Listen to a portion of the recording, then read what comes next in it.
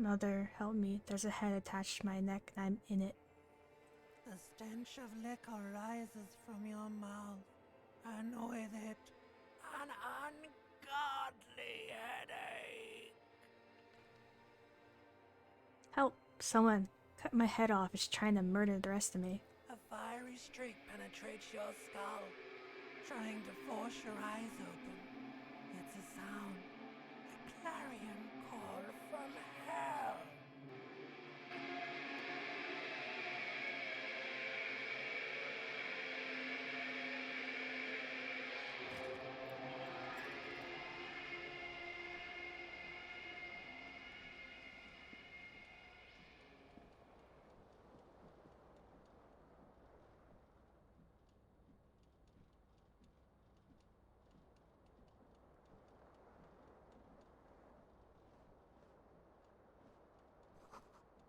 This magnum-sized bottle of Commodore Red is empty. This reel-to-reel tape player is still on, rolling empty. Looks like someone tore out the tape while the song was playing.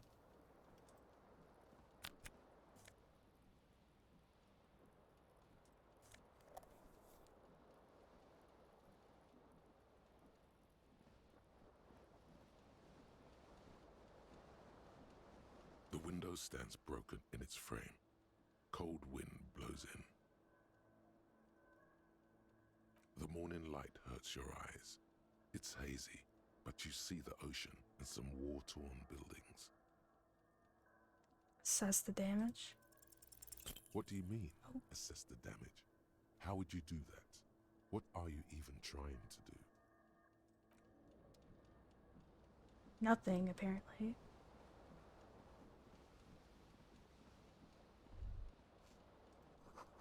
Words fail to describe how rank it smells in here. They should have sent a poet. You see bottles in the bathtub, wine, beer, and sweet liquors.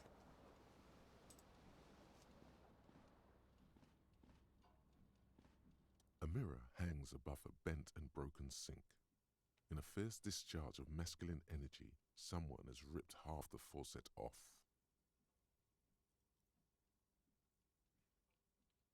You... Harami? I think it's how pronounced. I'm doing good, how about you? Hot water sprays from the base and steam covers the mirror. You cannot see yourself, just the outline of a man. This game looks scary. It's really not. It's can be pretty funny sometimes. Suddenly, you realize you have no memory of the face that awaits you there, underneath the soft vapor. Really? Nothing? Really, all recollection of the person you are, the people in your life, and even the world you're in has drowned in a sea of blood alcohol. This was no mere night of drinking. It was a deluge of world-ending proportions.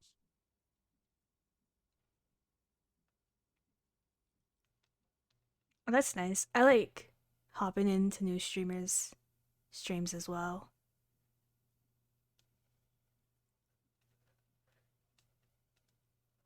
Wipe the mirror. As you slowly reach your hand towards the surface of the mirror.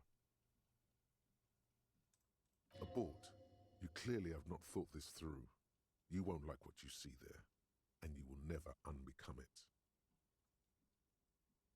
Maybe I should touch it first, make sure there's nothing wrong with my face. Yeah, there is definitely something wrong with it. Oh, thank you for the follow.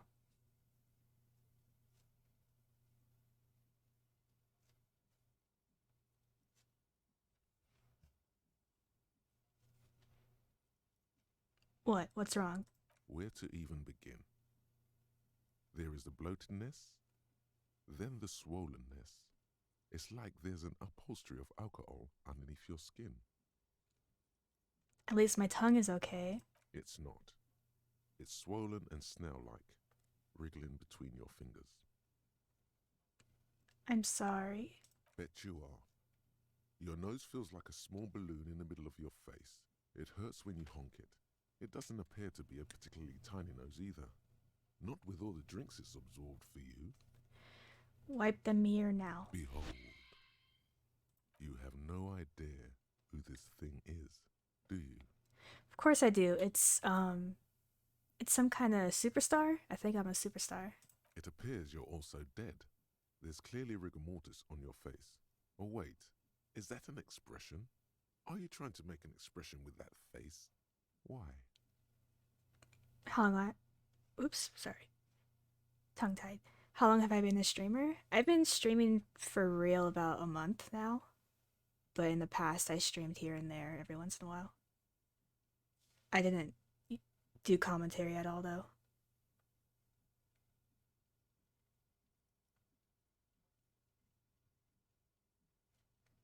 I think it might be because I am a superstar. Please stop. It's horrible. You're scaring yourself. Nope, this is what superstars do. You can't, can you?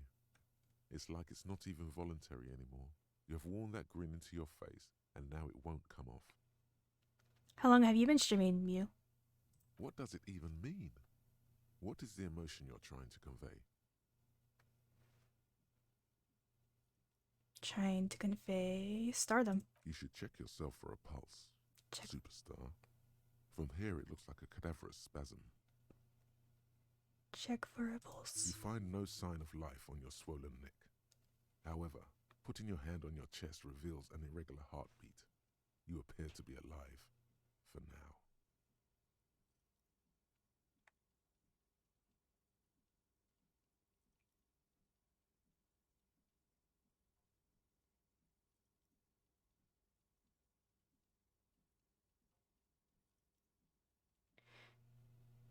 Thank you. Also, congrats on the 2.5 months. How about dig deep into your mind and locate the source of the expression? Like the rest of you, it comes from a bad place, somewhere in the past. That's all you know for now. How about attempt to stop the expression from happening? It's too late. Like an image on film. The expression belongs to your primary motor cortex. It would take a minor neurological miracle for you to cease producing it. Let the mirror be for now. Put on some clothes, dude.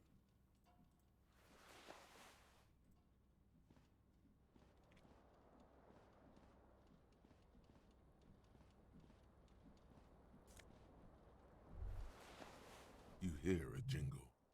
Keys are clinking in the pocket of your flare-cut pants. Fish them out. It says whirling in rags on the aluminium keyring. There is a single key on the ring. The number 1 is etched on it. It should open the door.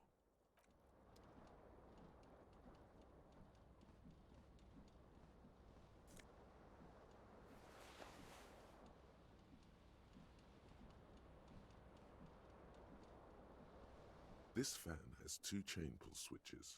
One ends in a tiny fan, the other in a light bulb. A truly horrific necktie has somehow attached itself to one of the blades. Pull on the fan. The blades come squeaking to a halt. It should be easier to reach the tie now. Grab the tie. You swoop up and catch the tie. Snap. It's released from the blade. What you have in your hand is a truly hideous necktie with 4 or 5 different patterns. The knot reminds you of a noose.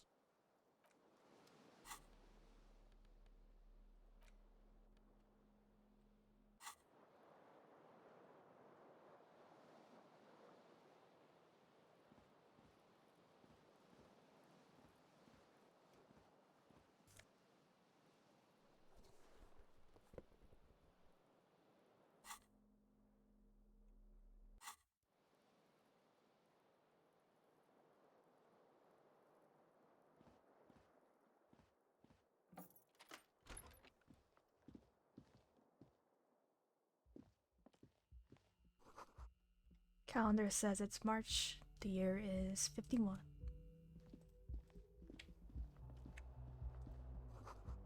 Something on the table. It's money.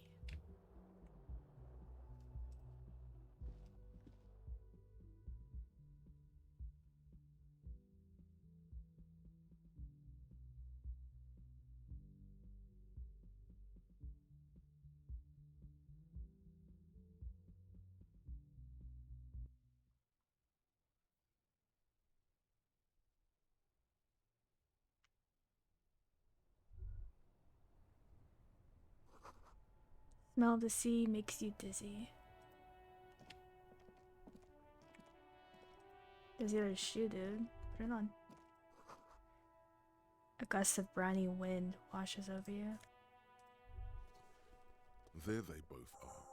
Two identical shoes, both copiously green and indiscriminately snakeskin, reunited on your feet. How do they fit? Good, they're balanced, comfy. Feels like the only good thing about you right now, truth be told.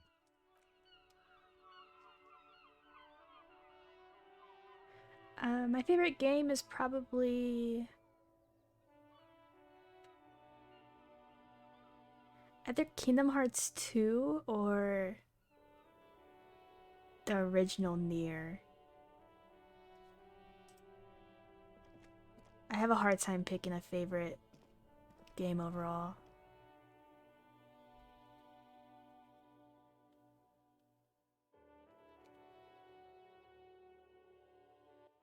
Do you have a favorite game?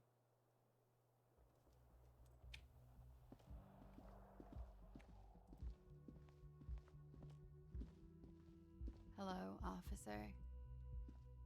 The young woman raises a cigarette to her lips. Her eyes are brown and her face is speckled with birthmarks. She can't be more than 28. Officer, am I a military personnel? No. She seems perplexed by your question. Then why did you call me an officer? Because you're a police officer, sir. She pulls on her cigarette. You're shitting me. I'm not. Unless you've been shitting us all this time. She takes another drag. All this time? You've been here for 3 days. On official police business, no less. And what business is that? I couldn't say.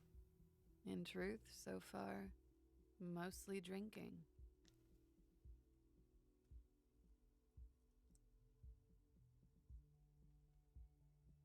Well, I don't remember being a cop or anything else. Could it be because of the drinking? She raises an eyebrow. The cigarette sizzles. She hasn't had time to put her makeup on. This is her morning cigarette. She looks tired, her beauty waning faster than it ought to at her age. Who in their right mind will let me be an officer of the law?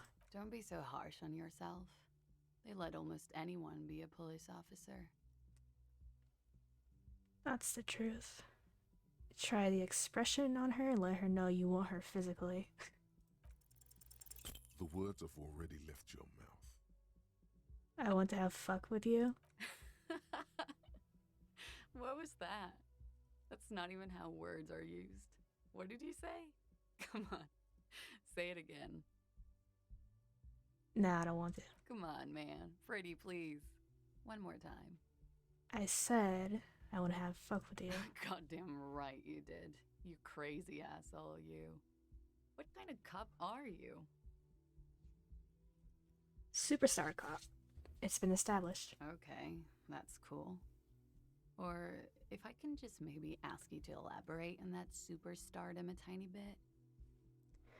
I sincerely think I'm a superstar. It's a theory I'm developing. I have certainly been entertained.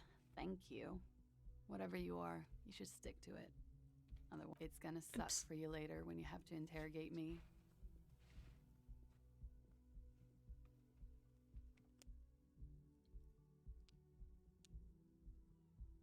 And for the record, no, I didn't do it. The Resident Evil games are pretty good. I'm not like super into them, but I would like watching people play them. Looks like she left a nice long stub in the ashtray. It's still smoking.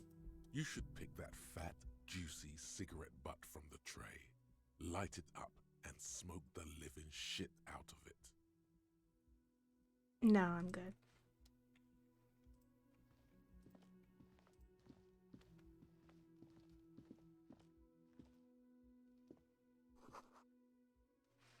This is the weekend edition of the satirical newspaper Champ de Le Monde.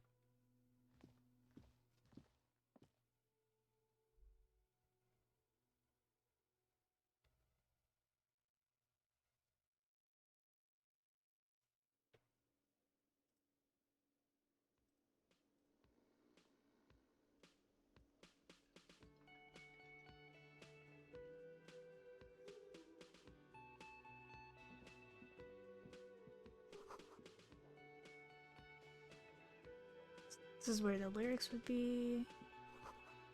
Big old karaoke mic, just waiting for someone to sing into it.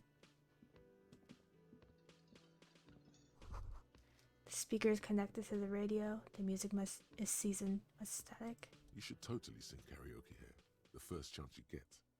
Your emotions need to be expressed. People need to know your vast, oceanic soul. My soul's cubic content is obscured by the hangover. Of course, at this point, precise measurements of your soul can only be performed from the outside. It needs to be heard. Through a PA system, by other people, whether they like it or not. Ram it up their ears, says your adrenaline gland. Violently express yourself. This goes well with a theory I'm developing. That is, that I'm a down on my luck superstar person. Who is mistakenly identified as a cop for his prominent jawline? Yes, sounds likely. You should probably go on stage and pose for a moment when you're done with this thought. See if it works. What should I sing when it comes down to it? You should sing the sad small church song from that tape you found. Thought it was obvious. Of course, they'll really get a gauge on my soul with that one. Serves them right. Wipe that smirk off their face with your sad, tragic song. Who's laughing now? No one. You would need another copy of the tape first, though. The one upstairs is destroyed.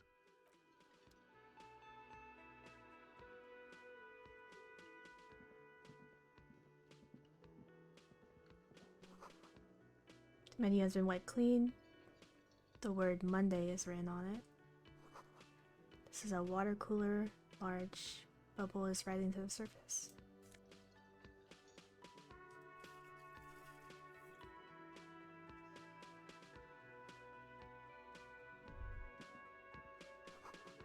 The door is bolted. A sign reads "Kitchen reserved for personnel until 1300." The soft purr of an electric juicer comes from the kitchen. Someone is working.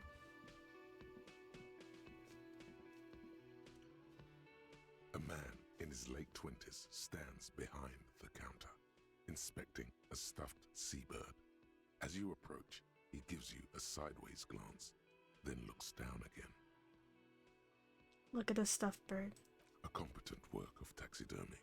The white and brown seabird lies among piles of coasters and drying mugs, one of its wings broken.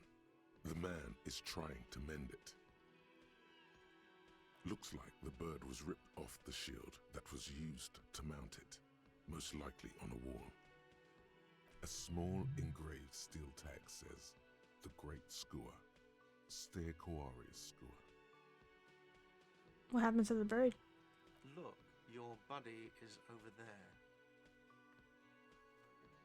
He looks at the doors where a man in a bomber jacket is tapping his foot on the floor. Why don't you go and talk to him, okay? What do you mean, my buddy? He pretends not to hear you, concentrating on the bird instead.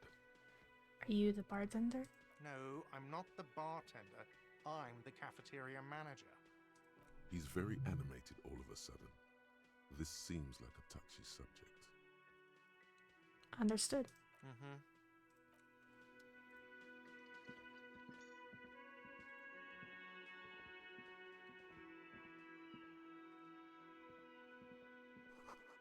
Inside, you catch a glimpse of the union paraphernalia, a strike poster, and some red pennants.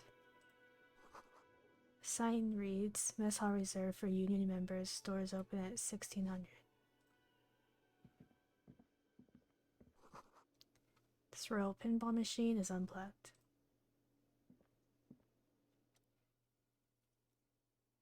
Hello, sweetie. You shouldn't keep your colleague waiting. She nods towards the man in the orange bomber jacket. A bespectacled man in an orange bomber jacket is tapping his foot on the floor. Looks like he's waiting for someone. You. As you approach, he narrows his eyes and extends his hand in greeting. On the sleeve of his bomber jacket, as well as on its back, are the same enigmatic white rectangles as on your blazer. Shake his hand. Hello. I'm Kim Kitsuragi, Lieutenant, Precinct 57. You must be from the 41st. You realize he's waiting for your name. Invent a name for yourself. Raphael Ambrosius Cousteau. It's so cool. Yes, it is. Raphael Ambrosius Cousteau is one classy name for one classy cop. Say it. My name is Raphael Ambrosius Castel. Yes, well, He doesn't even process what you said and just moves on. it looks like we had a little scheduling error on Sunday. Saturday too, actually. Have you had time to talk to the manager here? You mean him? Not towards the cafeteria manager? Yeah, I just talked to him. If you don't mind, we should talk to him again. Ask him for a rundown of the area. Now that I'm here as well. I understand the scene is out back, right? It also wouldn't hurt to assure him the police are finally here. In full force, I mean. Have you mapped out the initial interviews? Yes, the police, I'm aware. I'm a policeman. Right. And the interviews? I have it. Okay. We'll have time for that after we take a look at the coroner's case. Have you removed the dead body from the tree? Dead body. Mm-hmm.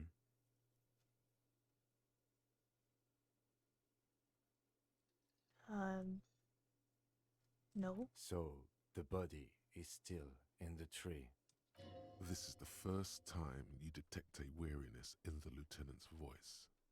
It is obvious he would have preferred for the body to no longer be in the tree. Where it has been hanging for 7 days straight.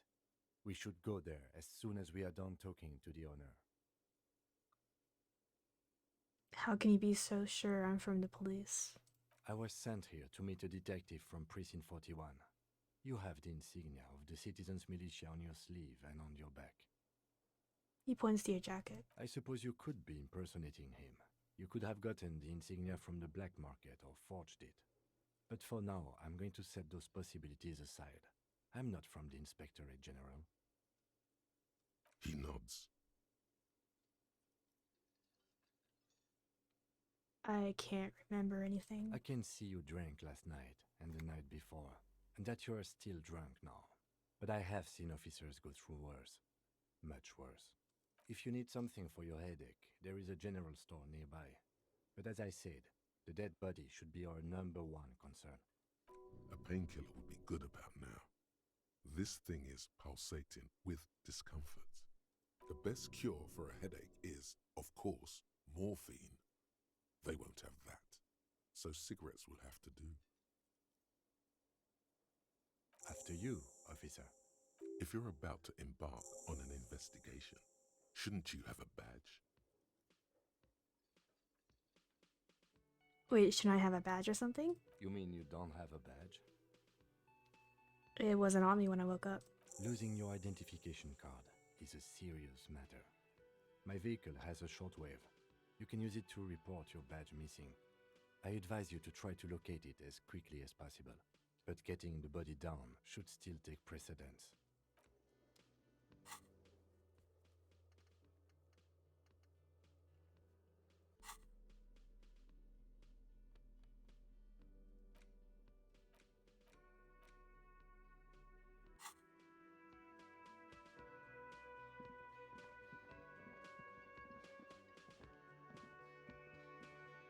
The man with the unimpressive beard notices you approaching.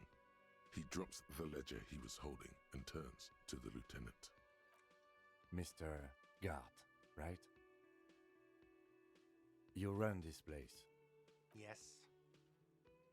I am Kim Kitsuragi from Precinct 57. This is an inter-district investigation, so joining me from Precinct 41... He looks to you and realizes he still doesn't know your name. As I said, Detective Raphael Ambrosius Castel. Right. Now, I know it took us a while to arrive at the scene. It also took you a while to call us and report the dead body. It was you who placed the call, yes? No, I only just got here. It was probably Sylvie who called you. She usually works the bar here. I'm only temporarily taking over her duties. Do you have her number? As a matter of fact, I do. He looks behind a pile of coasters, finds a slip of paper, and hands it to the lieutenant. This sounds like something you can use to call this Sylvie later. You said you just got here. From where? Are you a local? What, of Martinez? No. I live in Jamrock. I only sometimes come here to keep an eye on the place. This is just one of the many, many cafeterias I manage.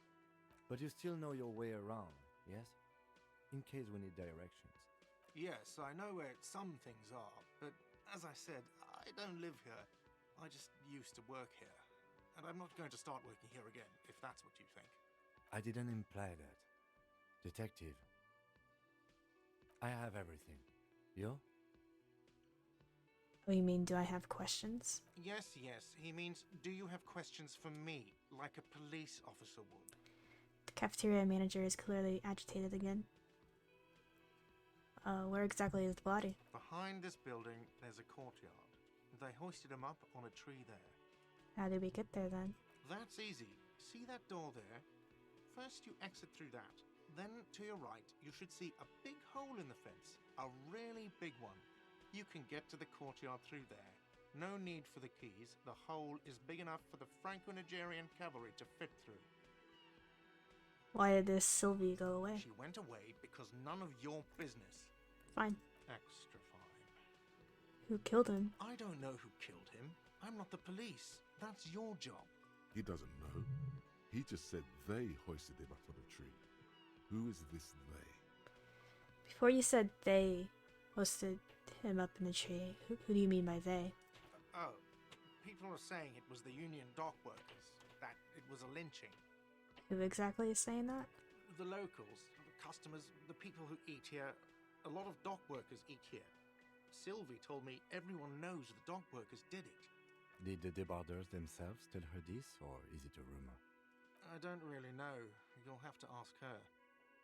Why would the dock workers lynch this man? I would suppose it's because they have nothing better to do. You mean the strike? Yes, the strike. The man they hanged was a security guard for the harbour company, I hear. A mercenary. The unionistas probably thought they'd send a message. Did you kill him? What are you, crazy? Of course I didn't kill him. Suddenly you tense up. Blood is being pushed to your muscles. You should hound him on this. Hound him hard. The prey drive says. Okay, I'm not gonna hound you on this. Oh, thank you. I have another question. The lieutenant turns the page in the little notebook he's been scribbling in. That's all. Let's go. Not so fast.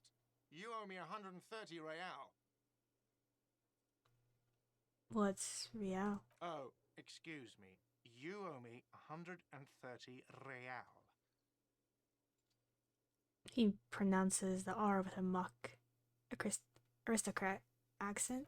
The IIR, or Inter-Isolary Real, is the global reserve currency. Whatever part of the world you're in right now, it's safe to assume he means you owe him some money. Oh, I understand. You mean I owe you money? Wow, you're a genius. Yes, that's right. Money. You owe this establishment 130 real. What do I owe this place for? Let's see. 3 nights at a tariff of 20 real comes to 60 real. Then there's the window you annihilated. The hole in the window was the first thing I saw when I came to work. So don't try to tell me you didn't. That will be 40 real in damages. Another thing you've annihilated is half the bar. You've run a tab of 30 real. Actually more, but we'll round it down to 30 for your hard work maintaining the stability and order of Revachol. That's 60 plus 40 plus 30 equals 130 real. And yes, real is still money. But what exactly is money? What are you, a philosopher? Actually, I might be. Money is what grown-up people use to pay for things. Things like this hostel room or 8 bottles of potent blend and 9 packs of Royal Extra. We use it for everything, really.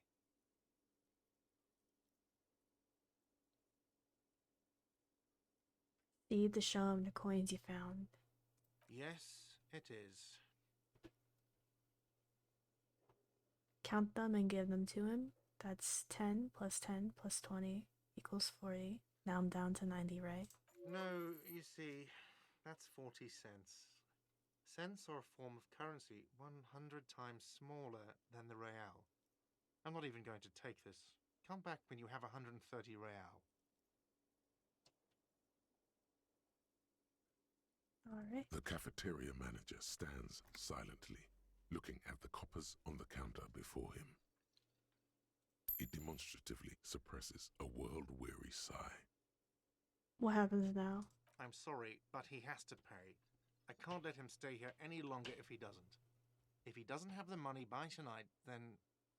Officer, maybe you are better off working this from home for now. You live in Jamrock, right? It's not that far away. I don't remember where my home is.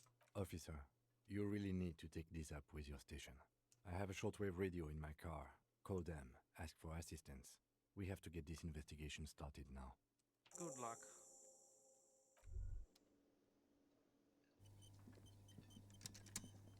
By the way, where is home? The address is coming up blank, and this place sure isn't it. I really don't remember. But you've been at this hostel cafeteria for only 3 nights. Where were you before? You had to be somewhere. Up on Marvel Hill? Why did you say that? Lieutenant Kizaragi, do you know a place called Marvel Hill? No. But isn't that an expression, not a place? An expression? A saying. Up on Marvel Hill, a great high place. One that is impossible to climb back to. That doesn't sound like somewhere you can stay if you run out of money. Could I trace the way back somehow to the exact street, the exact number of a building? You can try.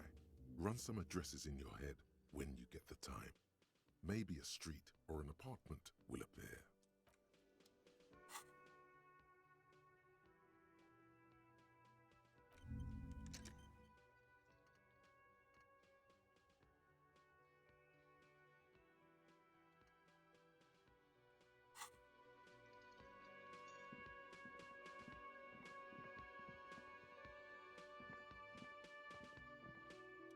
Hello again, sweetie. I see you've met up with your colleague. She looks at the lieutenant. The lieutenant nods politely. Wait, who's Sweetie? Who's Sweetie?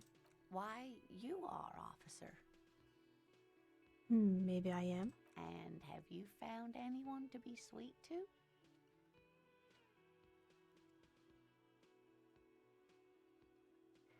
No, I'm done with the mating rituals this time around. The mating rituals aren't the good part, sweetie. I know it's none of my business, but you look like you need someone to take care of you.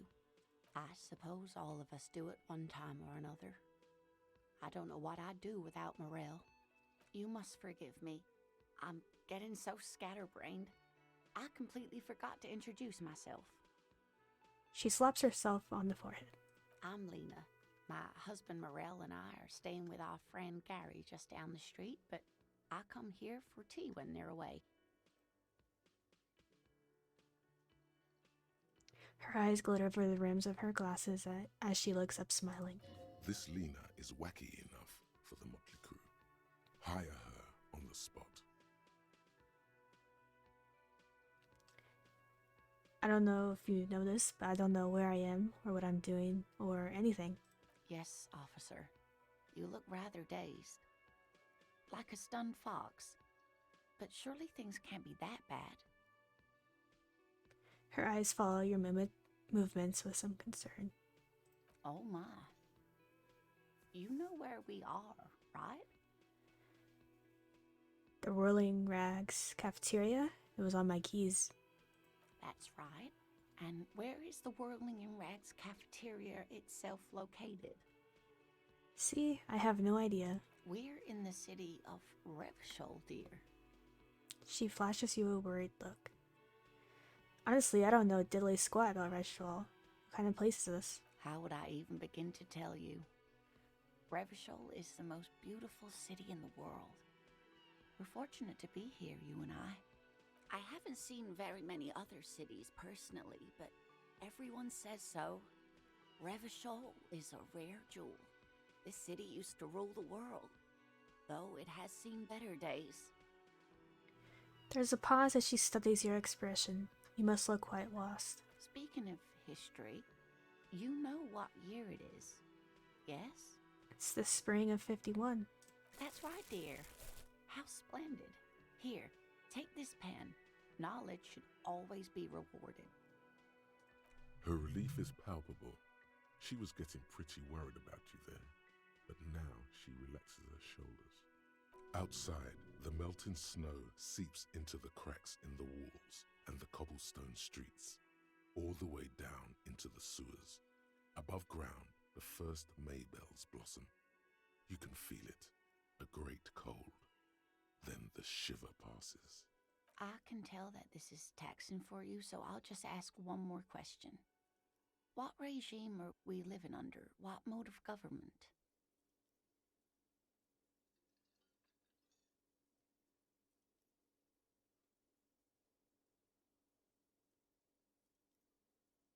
Um, some kind of democracy, maybe? Nope, sadly not. Revachol is what's called a zone of control, under an alliance of foreign powers called the Coalition. We have no government of our own, and what democracy we have is market-driven. If there's no government, how come there are cops? Oh dear. And you were doing so well. There aren't any cops in Revachol, not in the traditional sense. The status of law enforcement has been a complicated matter since the revolution. But we should stop for today, sweetie. You look like you need a break. Besides, I'm not the best person to explain the big things to anyone. She's scared now. She's realized you really are brain damaged. So, how did I do? You were doing quite well up until the end, dear. It does look like you're having trouble remembering things. History and places. Remembering reality in a word. It's very odd. A sigh. The lieutenant buries his nose in his notebook. But maybe a fresh set of eyes is what the world needs. And while I'm no doctor, such bouts of amnesia are often temporary, so I wouldn't worry too much. What is the revolution you mentioned? A defeat, I'm afraid. The people of this archipelago tried to build something new, something different. The rest of the world didn't like it, so they came and ended it. This was 42 years ago. But I'm a cop. Whatever it was hasn't stopped me. Of course, sweetie. I really don't know how to explain it better. Who could tell me more? Someone more educated in sweeping matters. Maybe you should ask.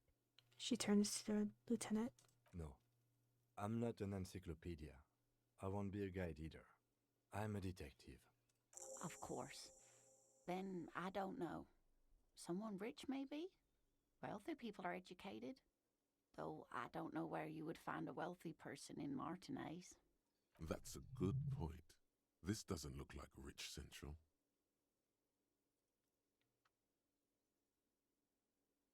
You seem to be in a chair? That's like a really rude way to ask. Yes, dear. I'm a paraplegic. A paraplegic is someone with limited or no ability to use the lower half of their body. Paraplegia is caused by spinal cord injuries, like falling from a great height, or a grenade explosion. Sorry, it was rude of me to mention the wheelchair. Let's move on. That's quite all right. I'm used to people asking questions. I know they're thinking about it anyway. I'm gonna get going now. Of course, dear. Good luck with your case. She gives you a small wave.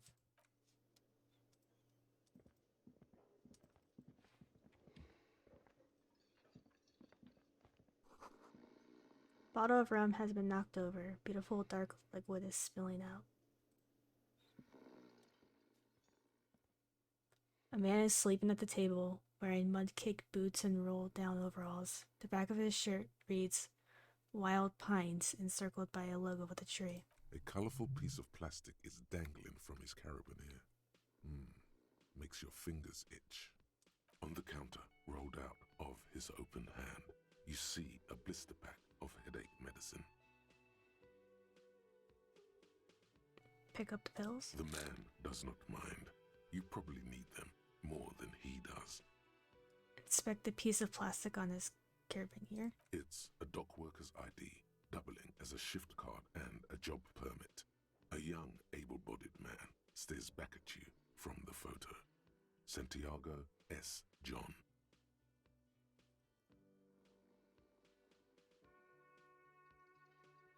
No, why not? Steal the dock worker's ID. Your fingers find their way into the shackle, flicking open its spring-loaded gate.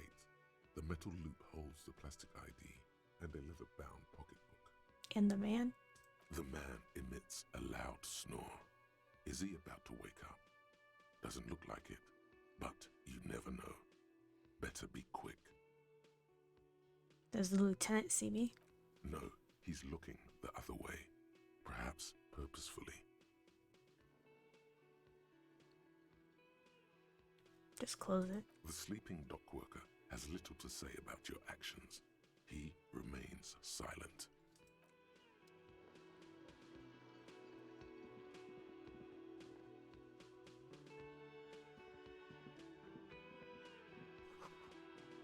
Summer door closed for the winter.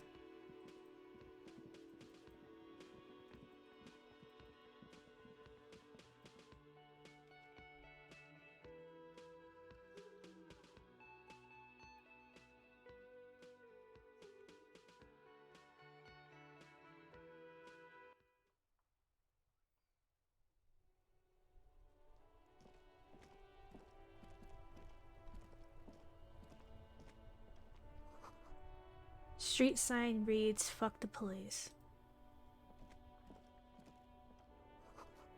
Pigs go home. The street name is illegible.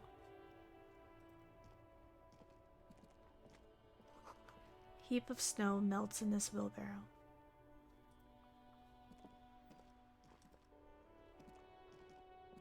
The RCM in Martinez. What can I help you with? You sound surprised. We don't see a lot of police around here, that's all. I have some questions. I have some questions for you. Of course. What can I help you with? Who are you exactly? Me? I am just a gardener. She hides it well, but behind the sweat and dirt there is something else in her rigid posture. There's more to you than that. Is there? The quickness of the reply certainly does not prove you wrong. Yes. What are you doing here? I am working. Working on what? I have a greenhouse in the yard there. I've been trying to get some work done. But Well, as you probably know, there's a corpse hanging from a tree there. It smells pretty bad, so I have to take breaks. Don't worry, miss. We are here to clean it up. You can get to work soon. Thank you. My head is about to explode from all the salts I've had to inhale. Salts? Ammonium salts. Perhaps useful for later. what is this fuck the police business? Excuse me? The street sign says fuck the police. Oh, well, I didn't write it there. I'm just sitting here. It's alright, I didn't mean to startle you. Okay. We need directions. Since the street sign's messed up? Okay. What do you need? What's up in the north? There's the pier, the Cape Side apartment buildings, some more tenements. Not a lot, really. Where am I? What do you mean? I'm a little disoriented. Just, I don't know where I am. Yes, sir. District of Martinez. This intersection is called Roundabout North. He knows where we are. He just wants directions. The lieutenant seems uncomfortable with the level of disorientation you are displaying. What's in the east? The harbor gates? Some kind of commotion, I think. I don't follow the local politics. A fleet store, too. In the south? Some shops and a bridge. The canal bridge leads to the coast, but it's broken, I think. Some kind of accident, probably. What's on the other side of the canal? Just coast. There's a little fishing village there, and a fish market. But that got closed down ages ago. Rows of stalls under a broad roof, where silvery fish were heaped on newspapers. Water, water everywhere, pouring from the heavens in the shadow of the old church. What kind of fish market is this? I don't know. The abandoned kind?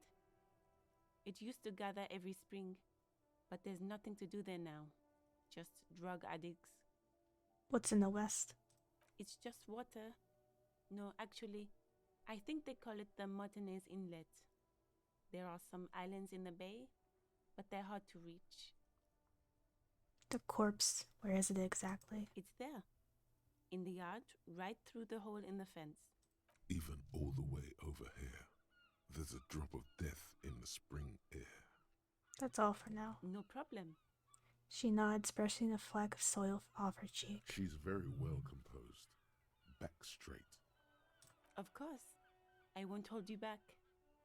If there's a corpse, then you're going to need those gloves for the autopsy. One more thing, can I borrow your gloves? Sure, keep them. I have another pair. She hands you the rubber gloves with no visible annoyance. Thank you.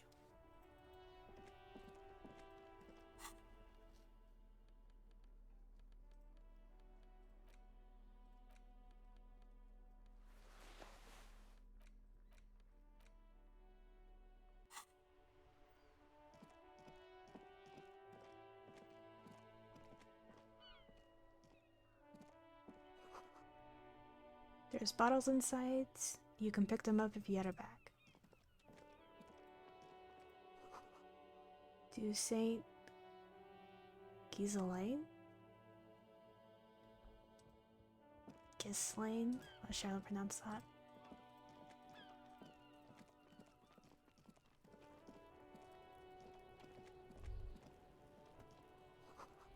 Smells like spilled meat and curdled dairy. A human being decomposes. There are several footprints in the mud, left by work boots. Anywhere from 6 to 12 pairs have walked here. What kind of boots? Heavy workers' boots with reinforced toes and hobnails, all over the yard. Isn't this something an industrial worker would wear? Lieutenant, workers' boots tracks. Noted. The lieutenant takes out his little notebook. Try to get an exact count. Maybe more than 12. No. 8 pairs of boots have shuffled back and forth in the mud. I'm surprised I went through. Was that 28%? Go over them one by one. 1. Standard work boot. Steel reinforced toes, number 46. 2. Standard work boot. Steel reinforced toes, number 44. 3. Hobnailed work boot. Steel reinforced toes, number 43. 4. Standard work boot, number 45 or 46. Wait, which is it? You don't know. It's a miracle you can tell the prints apart as it is. The cold must have preserved them. Count more. 5.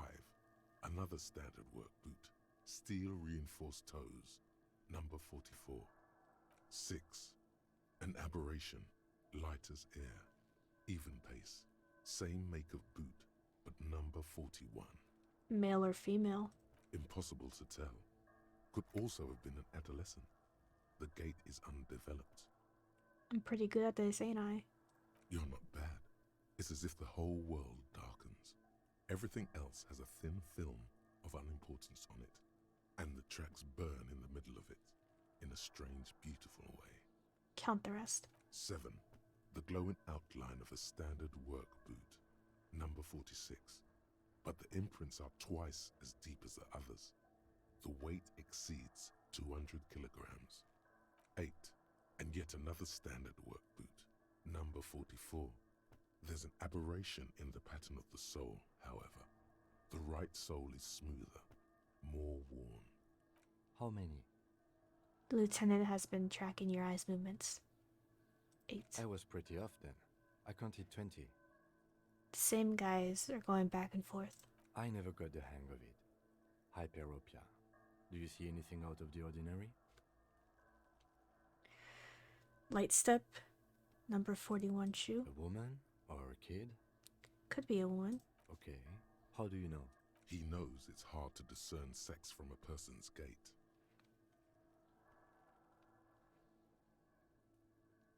I don't.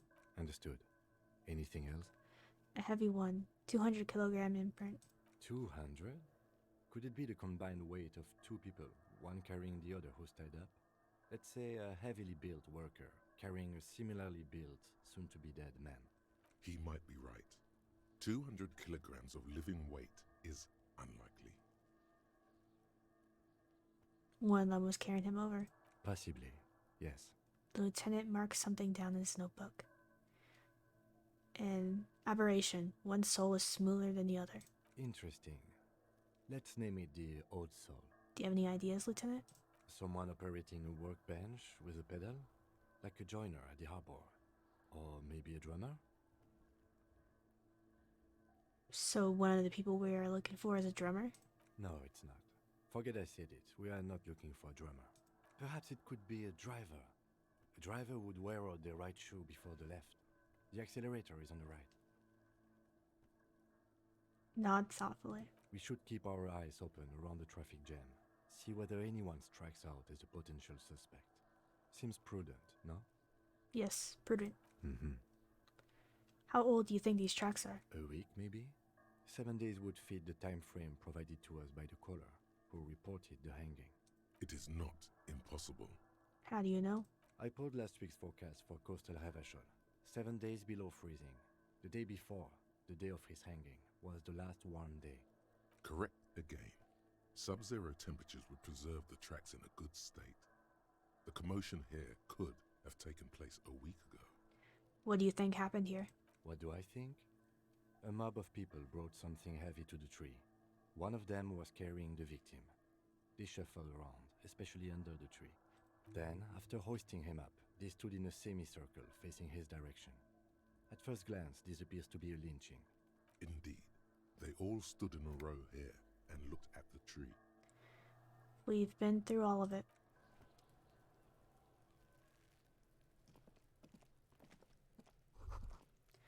The kid's ladder is rickety but still climbable. The ladder's for kids, it wouldn't hold the weight of a grown man. Someone is trying to grow herbs in the greenhouse. The corpse looks at you with bulging white eyes. The face around them does not look human. It's swollen and ready to burst. His lips are fish-like and his tongue like a ball gag in his mouth. You seem to be holding your breath. Look down. A cargo belt twists his neck at an unnatural angle. The body below appears stiff. It's letting out an ungodly rot. The smell seeps in even through your clenched nostrils. Let go of your nose without throwing up. Probably won't get it, but guess we'll find out. The smell is repulsive. It pushes in from your mouth, more instant and more familiar than anything you'd expected, more fever than odor. It fills your mind, flushing you from within. Try to walk away.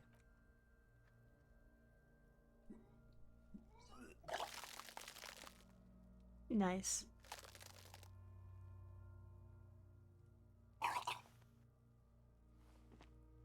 Too late. It's impossible to keep in. Your body curls and pushes it out, burst by burst. Until a pool of vomit lies under your feet and your throat stings from the stomach acid. The smell of Commodore Red rises from the pool. Among it, distilled spirit and bits of shish kebab. I'm sorry. It's okay. Happens to everyone. Keep it. Lieutenant hands you his white handkerchief. Thanks. The hangover is clearly making this worse for you. You could use some ammonia to clear your head. Okay, where do we get ammonia from? That young woman, the gardener, mentioned she used salts for the smell. He nods towards the plaza. If she doesn't have any, there might be some in the fruit store nearby. God, what is that? Why is it so bad? Active decay. It's okay to throw up, officer. No one is judging. He's about to blow! Cop's gonna blow, Kuno! Turn away.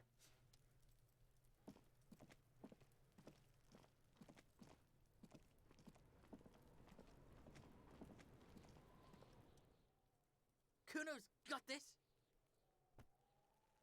The boy throwing rocks at a dead body can't be older than 12. Oh yeah! Nappa Gumpy, Kuno! Hey kid, a word, police business. Right in the dick, Kuno! Get him right in the dick! The children ignore you.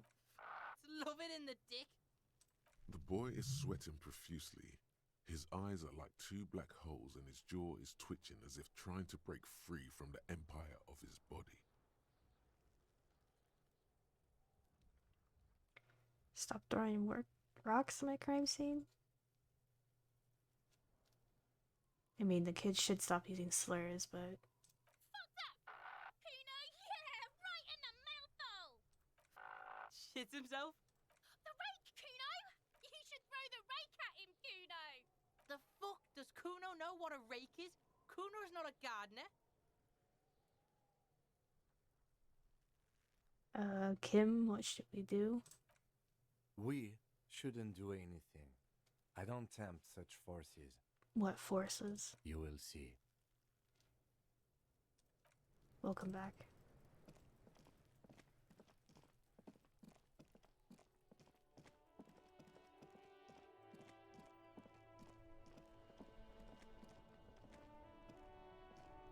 Hello again, officer. How are things? Do you still have your salts? I think we can use them. Sure. I'm done with them. She takes a small capsule out of her breast pocket and hands it to you. Go easy on that stuff. It gave me a terrible headache.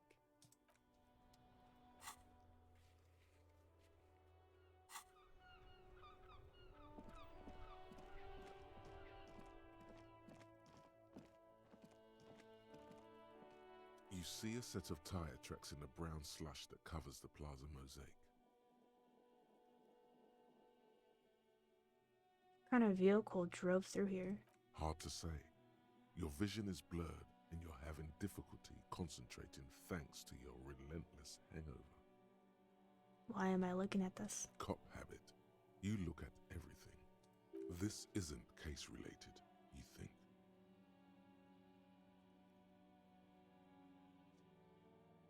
Try to reconstruct it? No. These tracks are not interesting at all. Let the street sweeper just sweep them away.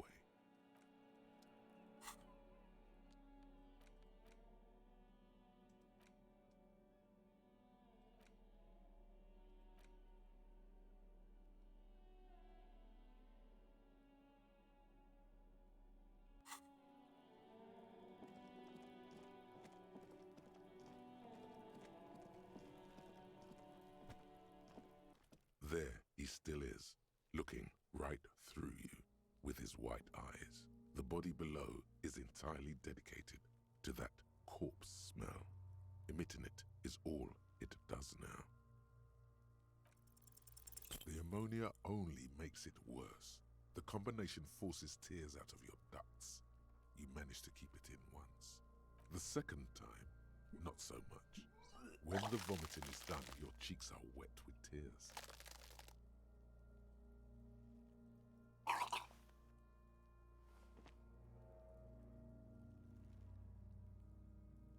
I don't think I want to be a cop anymore. Get a hold of yourself. You feel the lieutenant pat your back rhythmically. I've seen strong Ugh. men turn themselves inside out for hours. You are facing tough odds here. Alcohol withdrawal makes it considerably harder. Why can't I keep it in if I've been a cop my whole life? I've seen captains puke their guts out.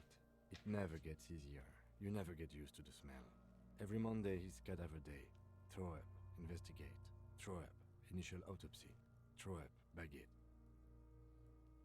He pats your back again. Then drive to the station. Maybe throw up on the way there if you didn't bag the thing tight enough.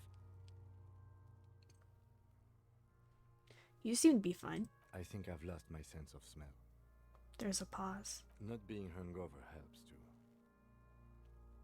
Can we do something else? I think I want to solve something else now. That's probably a good idea. Clear our heads. But before we can do that,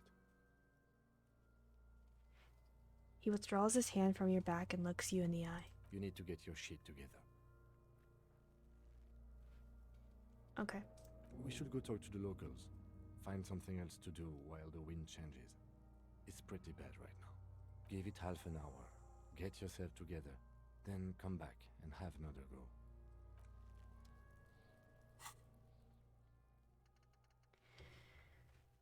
Volumetric shit compressor. Internalize that. It'll take 30 minutes.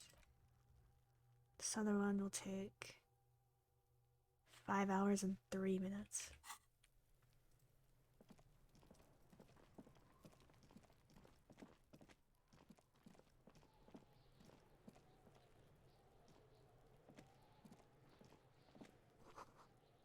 The letter R wears a crown. On the ribbon below, a light above descending.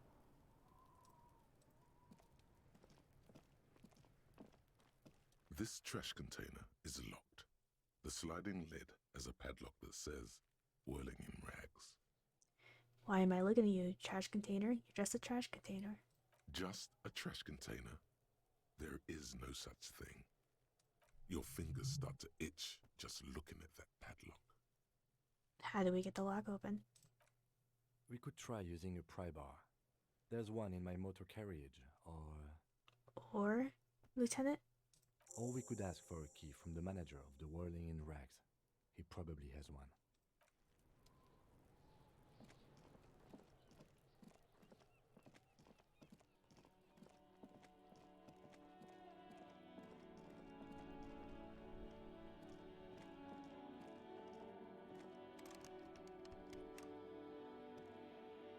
An old call box with a matrix of push buttons lists all the companies in the East Delta Commerce Center. Main hall, building A. An off-key melody starts playing after you ring the doorbell. Then a woman picks up the receiver. Kuno, please stop calling here. Grown-ups don't have time for your stupid games. Who's Kuno? This is the police. Please open the door. Oh, I'm sorry, officer. I thought you were... There's a spot of static that overrides her words. But the doorbell is broken, and the bookstore shouldn't even be on the list anymore. So I can't help you. Please don't call here again. Thanks. A single beep indicates that the line has gone dead. Andrew Orlando Hare, SCA? You ring the doorbell, but no one answers. Just seeing the words Andrew Orlando gets your hackles up. Its very existence is a threat to your masculinity, to say nothing of your hair. 24-hour the window? You ring the doorbell, but nothing happens. Emma's fashion atelier? You wait for a minute or two, but all you get from the call box is silence. No one answers the call.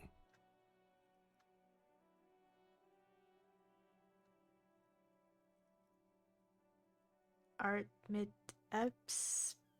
Boxing for young athletes in All gym? you hear is static, but no one answers the call. Febron's taxi? Looks like someone has melted half the plastic off with a lighter. The doorbell doesn't work anymore. Slipstream? SCA? You hear static from the intercom speaker.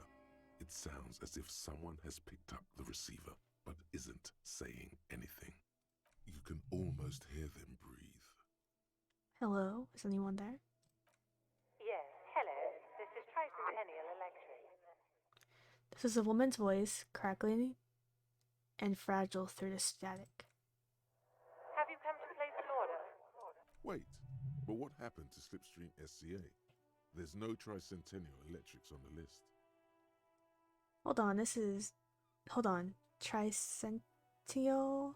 Centennial? Electrics? I thought I was calling, Slipstream SCA. My God. The lieutenant exchanges a look with you. Sorry? It's you. My God. I didn't think I would hear your voice. It's a woman, and she knows you. Your heart beats faster. She must be mistaking you for someone else. Do we know each other? Michelle, just please. She stops, and you can hear her breathe heavily, her breath distorted by ancient static. Sounds like a ghost. Wind blows through your clothes and you feel detached from your surroundings. Inside the building, a cold memory hangs. Why did you even call? I don't understand. You've been gone for months.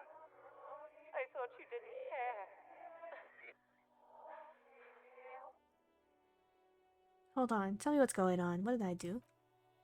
Ever since I came to work here, it's been different. As if my mind's been wiped clean. A spot of static overrides her words. When she speaks again, it sounds like she's submerged. It's so nice. It's so nice to be able to finally forget. Forget about what? She sounds like she's about to cry. The cold is deep under your skin, as if you were talking to someone who's 100 years away. Somewhere inside the building, water is flooding the cellar floor. Hello? She doesn't answer. You said it was nice. What's so nice about forgetting? Silence.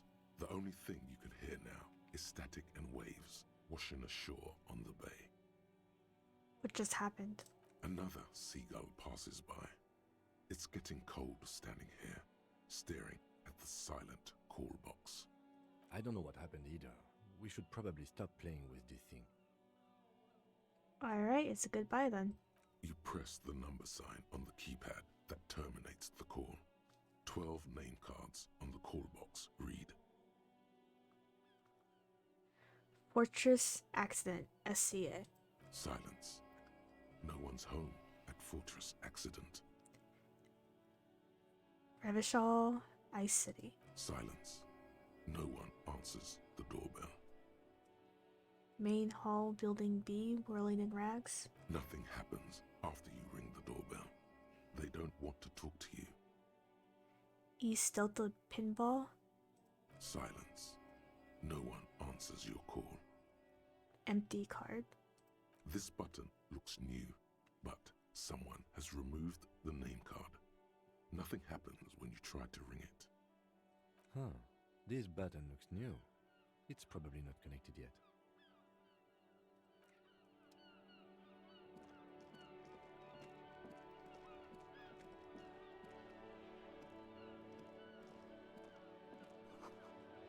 This book has a rose, a pistol, and half-naked Dom on the corner.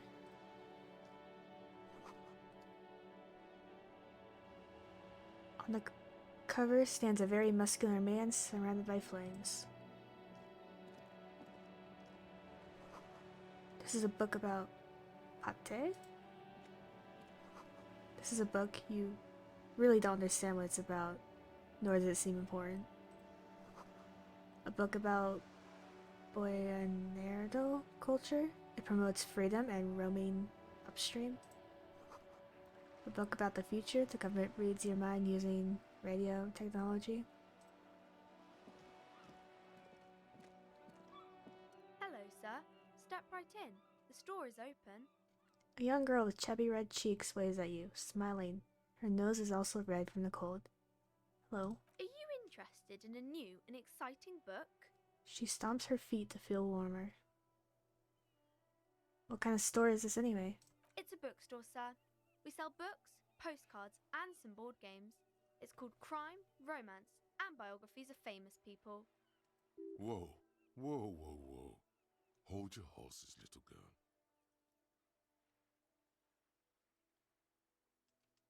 Don't be ridiculous. I know all these things. You're fooling nobody. Don't you sass me. Sir, are you okay? You've been standing here silently for a while now. Is it okay if I ask you some questions? Okay, sir. I'll try to answer any questions you have. I hope they're about books. What is your name? My name is Annette, sir. My mum, her name is Plaisance. She owns the store.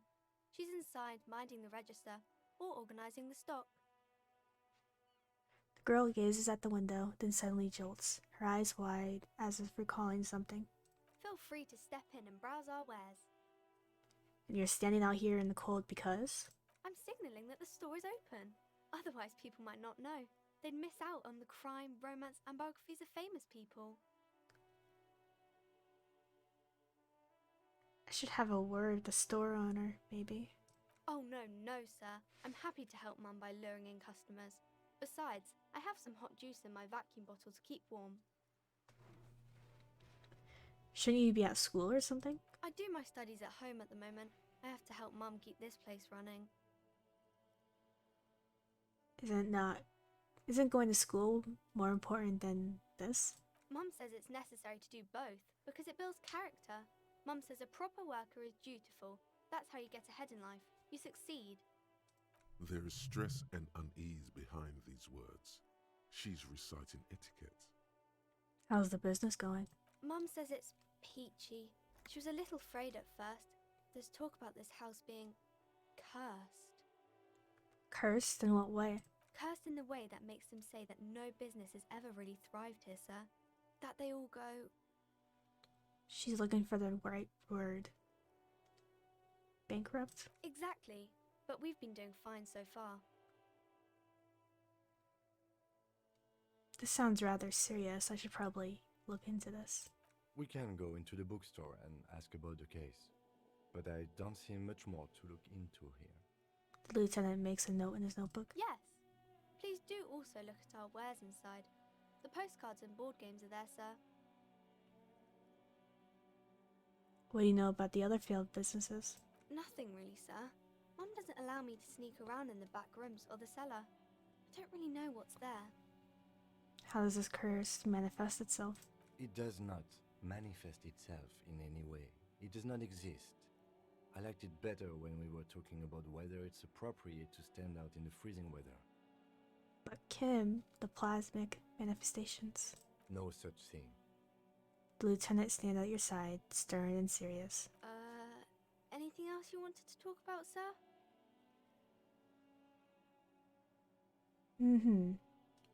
Enough about the curse for now. Maybe I can tell you about some of our books instead.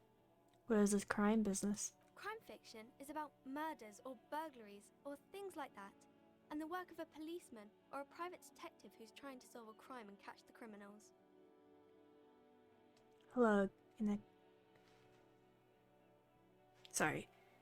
Anxiety. How are you tonight?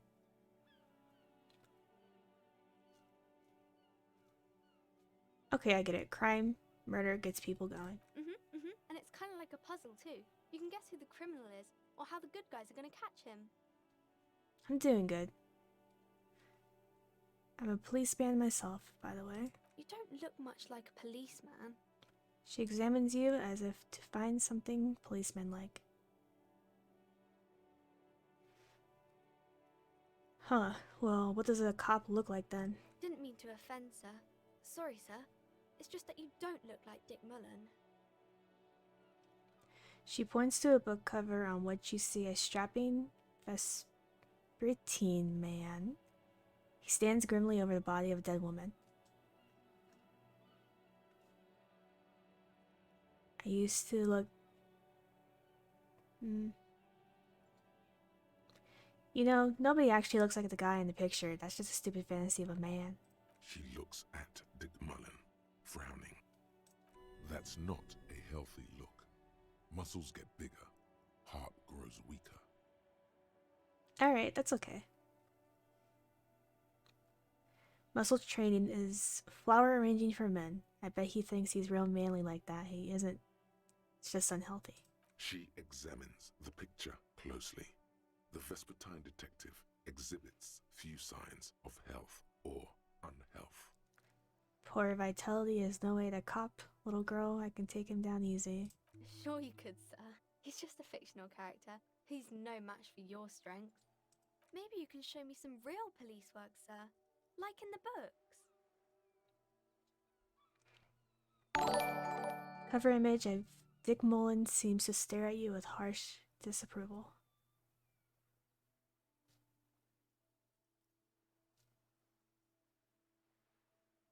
Okay, I'm gonna deduce something now. Alright. Let's try it.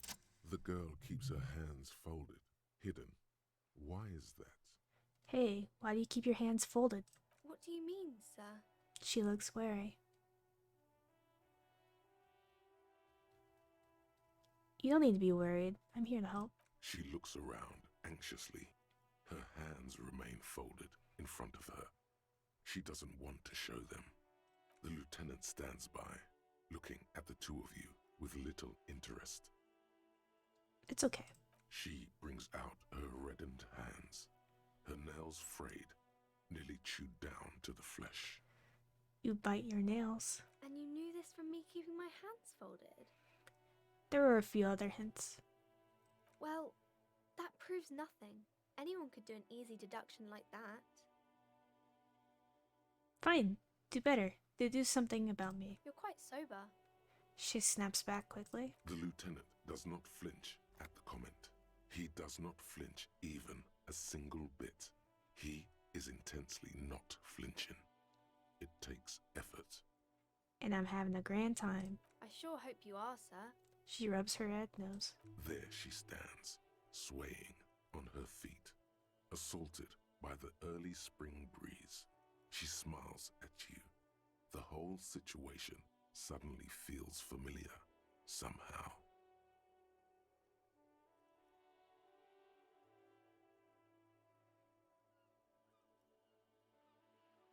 It's really low, but I can retry it later if I want to.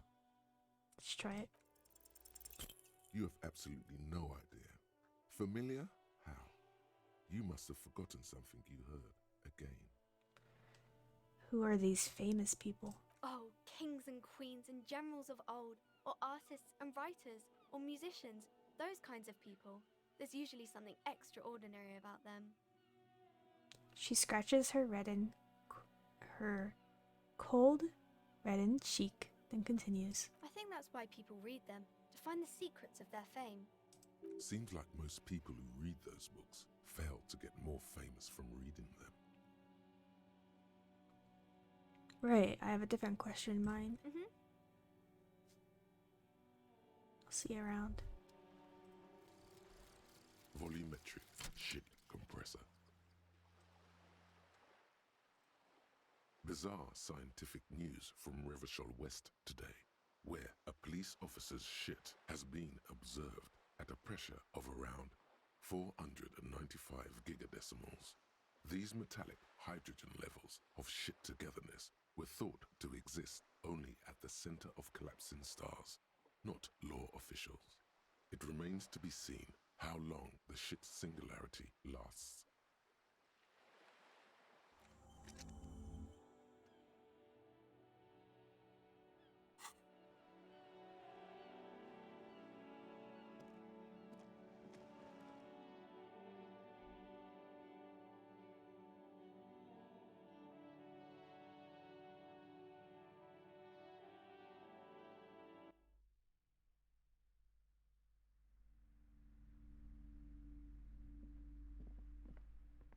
Welcome to Crime, Romance, and Biographies of Famous People. My name is Plaisance. The clerk extends a greeting. Be welcome, and please take responsibility for the energy you bring into this space. So are you the owner of the store? I am the proudest owner of our little shop of culture. Her voice, high-pitched, Sounds familiar. You talked to her before through the doorbell. Your daughter is the one standing outside the store, right? Annette, yes, my daughter. I hope she wasn't slacking off again with her nose in science fiction. Tell me, was she at her post doing her job like a proper girl? Yes, of course. Wonderful. Did you talk to her? Yeah. Great. On a scale of 1 to 10, how compelled were you to buy books after talking with her? 10. She's certainly very polite and helpful. My precious, her dedication brings joy to my heart. If you have children, I hope they turn out as great as my Annette. All this pressure has been making her anxious. Do you know she's been chewing her nails? God, I've told her not to do that. It's such a disgusting habit. She'll get over it. Anxiety is a part of life. I don't think she can do anything about it. She can, if she has enough willpower. This is what's called growing pains. Life isn't easy. Life doesn't give breaks. Come on, ma'am. It's obvious she can't do anything about it. You are placing an unnecessary burden on a young child.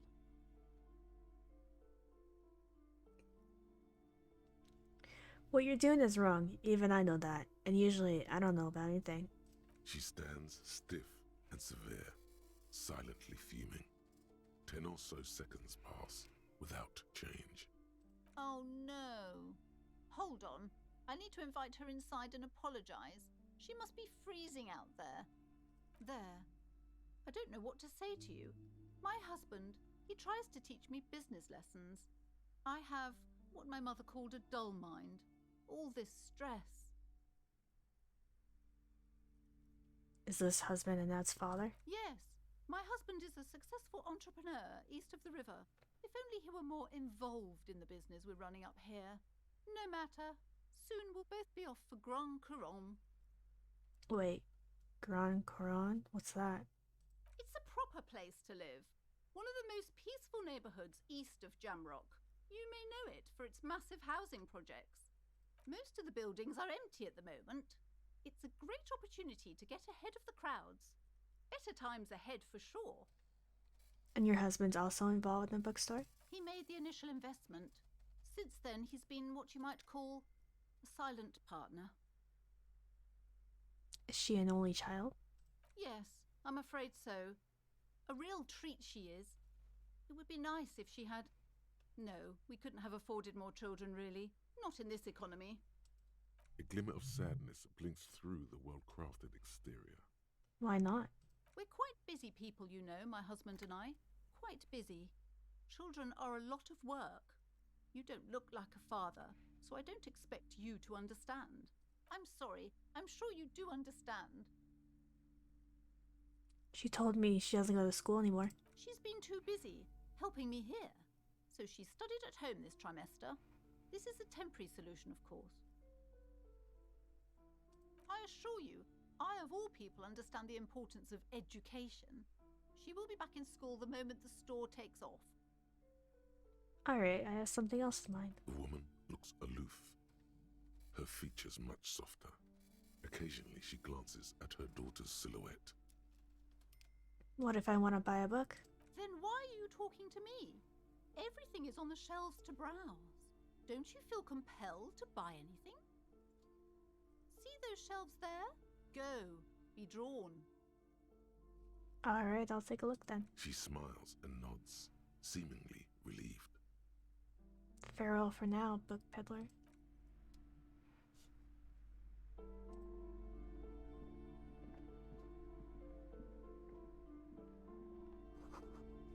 Old sports magazines tucked away in a dark corner. Gift books and melted candy.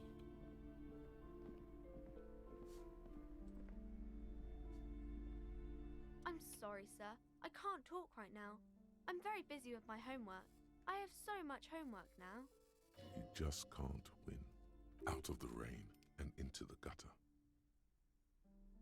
What are you doing now? Math. It's really difficult. Like, really. They say you need it to get rich. Better than standing outside in the cold, I guess. Oh, I found something while you were away. What is it? I thought this would fit you. Like, thanks for helping out. Not me. The city, I mean. Like a detective does. She gives you a hat, almost exactly like the one Dick Mullen wears on the covers. Wait, where did you get it? Just what Dick Mullen would ask. I got it from behind the curtains. I'm not really supposed to go there. A detective hat? Yes, just like the one Dick Mullen wears all the time. You'll look way more serious with that. Right, I have to get back to my homework now, before Mum notices. Man, this is hard. Because you know each other. She's been talking to you so openly because you've talked before. Hang on, so you know me? We've met before? Yes, I used to stand out there all the time, before Mother told me to focus on my homework. You've been running around all week without your shirt on, sir, telling people about being a star or something. I don't really understand who those stars are. Did I ever talk to you? Of course, you've stopped by a few times. You certainly look better than the last time I saw you. Thanks, I'm trying. Yeah, I can see. You don't have party eyes anymore. Party eyes. Yes, of course. That makes sense. You know, like a cat in the dark, all big and wide-eyed. It certainly looks odd on a man. The swiveling eyes of a loony drug addict. That is what she meant. You were probably gurning too. Good thing she didn't say party eyes loud. Her mother's nearby. Fuck yeah. You should get some party eyes right now. Snap those sequins on you, boy. Does that mean I've been partaking in narcotics? Oh, baby, that's not what you have to worry about. Worry about the important thing. So why don't you tell me you knew me about the... So why don't you tell me you knew me to begin with? I didn't know I had to do that. She looks puzzled. Thanks, I learned something about myself today.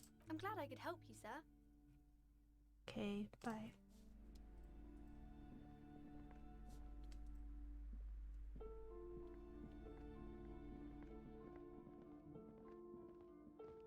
You see a set of tattered curtains blocking the way to another room. A strange cage-like trinket dangles from the curtains. Excuse me, officer. The back room is strictly for employees only. Shopkeeper, what's behind these curtains? Oops. You see some kind of charm, an irregular polyhedron assembled from bones, sticks, and straw. Inside, a disturbing fish head with empty eye sockets stares at you. Aside from poking at it suspiciously, there is nothing else to do with the fish head charm at this time. The curtains remain shut before you. Nothing. Why aren't you browsing the books? Don't you feel compelled to look at the books? You ought to. Oddly enough, the more she tries to draw you away from the curtains, the more alluring they become. Just as you're about to pull apart the curtains, the petrified voice of the shop owner cries out once more. Sir, don't touch that. I told you it's off limits for the customers. Her hand has closed around her pendant, her fingers nervously playing with the talisman. Parapsychologically speaking, we're done if you decide to open them. I won't be held responsible for the consequences. It's too dangerous. She looks away, mumbling. Why is everyone always messing with the curtains? Why can't they just buy books like normal people? Is this about the curse? That's why you're afraid? No, it's just a storeroom for the employees, I told you. Now please step away from the curtains. But I sense this place calling for me. I must investigate beyond the threshold. You do? My God, even more reasons not to mess with the curtains. Just step away, dear sir. Man, this is different. I'm a police officer. I need to get in there. Why? It's not like anyone was killed there. She stops abruptly as her hand flies over her mouth, baffled by her own bluntness. I'm sorry. I don't mean to be so impolite. Just please don't go there. I can't allow that. You'll only make things worse and unleash the powers. The curtains do seem frail suddenly, not robust enough to contain a slippery darkness. Alright, I'll think about it for a while. Thank you. Let's just talk about this first, all right? There's no reason for you to venture into the unknown. Lies. Rip them open, we say. The curtains, tattered with age and covered in dust, hang before you, as if taunting you.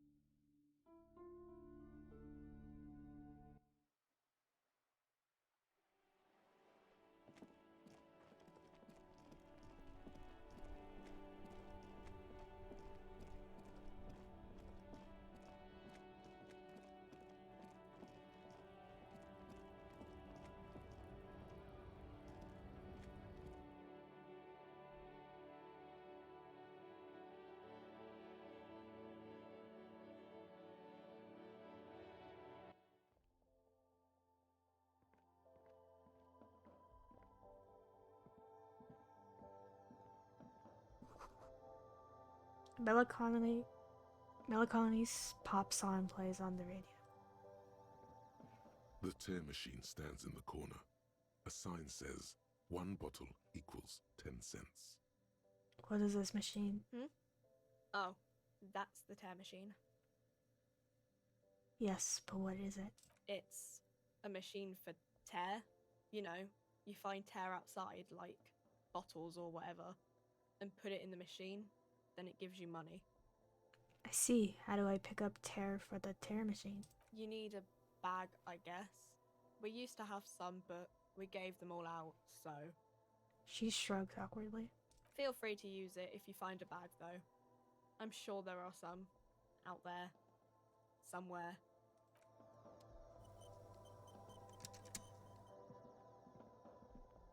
Welcome to Frit. Feel free to look around or something. Everything is out on the shelves.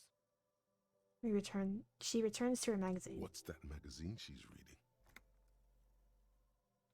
Before we go on, what is this, Frit? I don't know. Frit?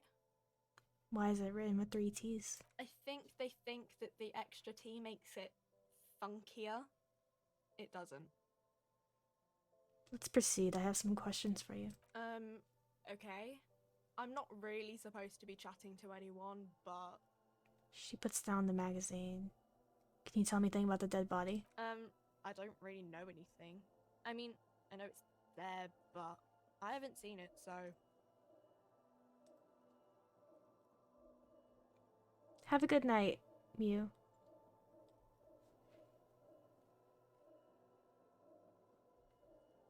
Did you know the man who died? Not really. Not really? Does it mean you knew him a little? No. I didn't know him at all. How long has it been there? I don't know, really long. What do you think happened? I don't know. No need to worry. It's just standard procedure for us to ask around. If you hear anything, let us know, okay? Okay. Thank you for your help. Uh-huh. Can you tell me about this reality we're in? Reality? You mean, what reality? Economic reality, or...? No, I mean the physical reality. I don't know. What about it? What is the revolution? When ordinary people take over the government and, demand democracy. What about the one we had here in Richville? Yeah, it happened like 50 years ago or so. Sorry, I'm not very good at this. At history, I mean. The coalition. What's that? Someone told me there is one. Our government? Or do you mean something else? Sorry, I really need to finish this article. She taps the magazine on the counter. Where are we? We're in Frit? No, I mean, where are we on a larger scale? As mankind, or as a nation, or... As mankind? In a good place. She rubs her face thinking. I mean, science is doing great, and this radio computer thing seems to be kinda big. I don't know. She shrugs and folds her magazine back. What time is it? I don't know. Look at the clock. It's right behind you on the wall. The clock shows the time at 10:09. The hands seem to be still. It's apparent the clock doesn't work. I won't bother you with this nonsense anymore. Cool.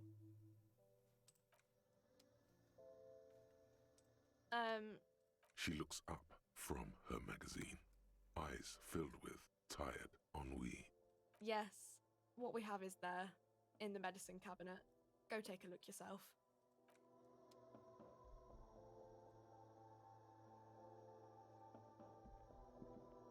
You see several packaged raincoats fill a low shelf beneath a display of croissants and juice bottles. The raincoats are transparent, except for the big Fritta slogan on the back. The packages are small, discreet, sloppily stacked, making them easier to take unnoticed. No need to worry about knocking over a display.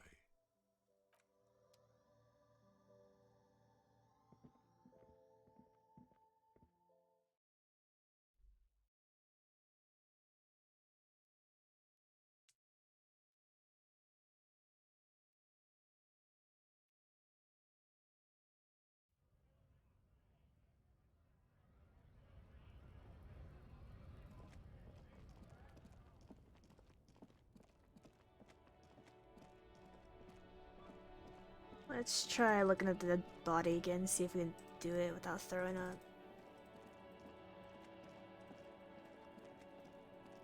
I do not want to talk to the kids. They're shit kids. There he still is, looking right through you with his white eyes. The body below is entirely dedicated to that corpse smell.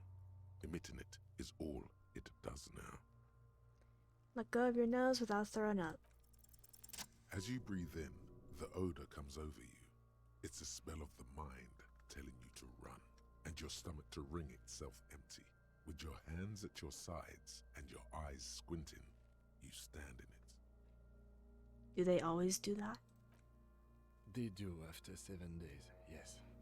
We are deep in decomposition here. Step closer. The man before you is naked, but for a pair of underpants and enameled boots. His skin is greenish, marbled with decaying veins, and blotched by lividity. A fading web of tattoos covers his chest and shoulders. The cargo belt used to fasten him to the branch above appears industrial in strength. Inspect the boots. The material appears to be ceramic. Its clean white stands in stark contrast to the decaying flesh above the knee.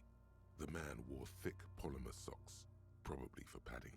A fine array of interlocking plates covers them. Delicate and fragile, they feel alien to the world around you, out of place somehow. These are clearly not boots. They're armor, possibly part of a larger set. These aren't just boots, are they? They're armor. Indeed.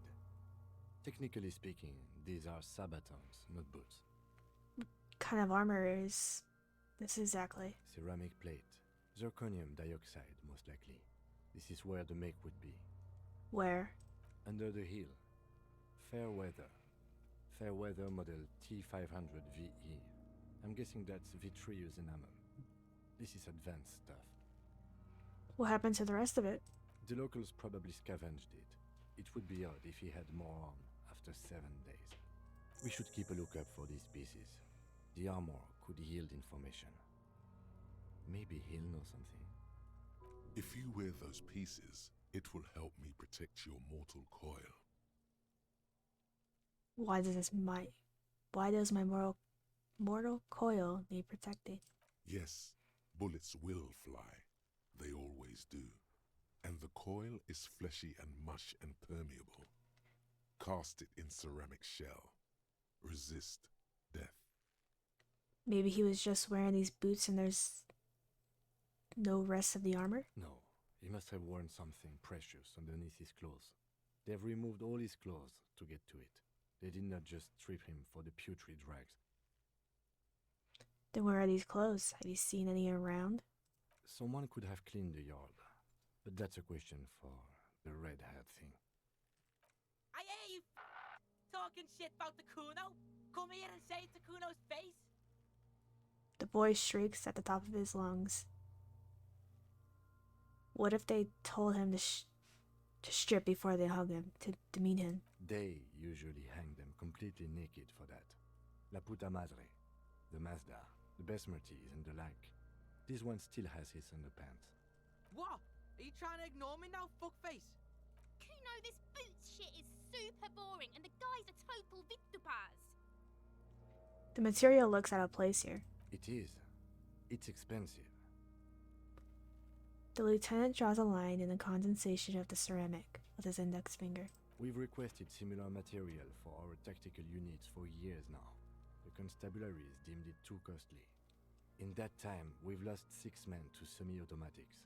How much are we talking about? For a full set, about 4 years of wages.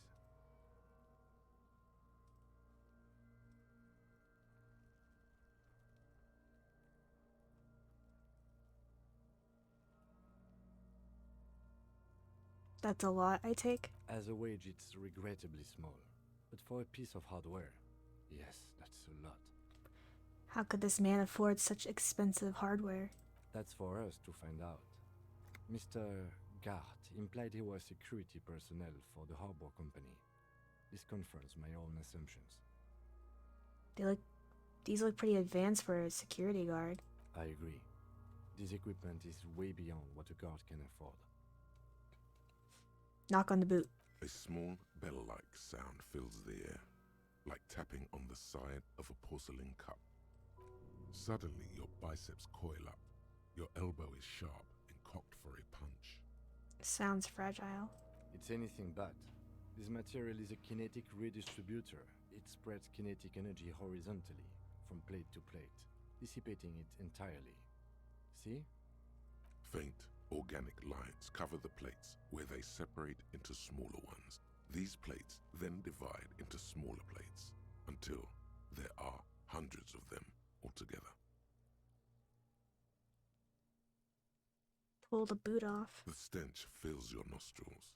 As you push downward, an ominous creaking sound comes from above. Stop! The lieutenant's voice is sharp. He looks at you, with the boot under your arm. Pig's gonna pull his head off. Brutal! Oh, this is a bad idea, isn't it? You're going to pull his head off. Do it, homo! Do what? Pull his head off. There's no point performing an autopsy if you do. We'll have compromised the coroner's case. What are you trying to achieve anyway? Why are you hanging on to that boot? Are we not detectives? There might be clues inside the boot. Maybe we should concentrate on what's outside the boot and leave what's inside to the boys at processing? Just this once. He taps on the boot. There's no way you're getting them off. All the organic matter in his body has been flowing down into the boots. They are fused to his feet now. Why do you think the locals haven't scavenged them yet? You're sure there's a way to peel them off, but first the body needs to be down. And second, it would probably be better if the lieutenant wasn't around. Sounds like a plan. The anticipation makes you crack your fingers. Feels nice. Nice and cracky. Okay, got it. Processing will take care of them. With the situation in the morgue, it will yield nothing. But we must pick our fights. Should we continue? The cadaver slowly twists on the cargo belt, his torso covered in tattoos, and extremities blotched pink and blue. Inspect the belt. The hangman's knot is pulled tight by the weight of the corpse below. Yellow, hard-edged polyester cuts into his neck. Above, a sliding buckle ties the belt to the branch. Oh my, there's something on the belt. A familiar word that speaks to the thirst within you. What was that? A word? Vermilion, in yellow letters, along the length of the twisting cargo belt. Only a deep longing for vermilion golden spirits lets you decipher the fading logo of the local brewery. This is a bad time for a drink, right? Extremely. What kind of rope is this? Industrial strength. The kind used for tying cargo to lorries. Like in a harbor? Yes, it looks like they use whatever was on hand, paying no attention to not incriminating themselves. We're assuming dock workers from the harbor did it? The brief suggested as much, politically motivated by the ongoing strike. Did you not get a briefing?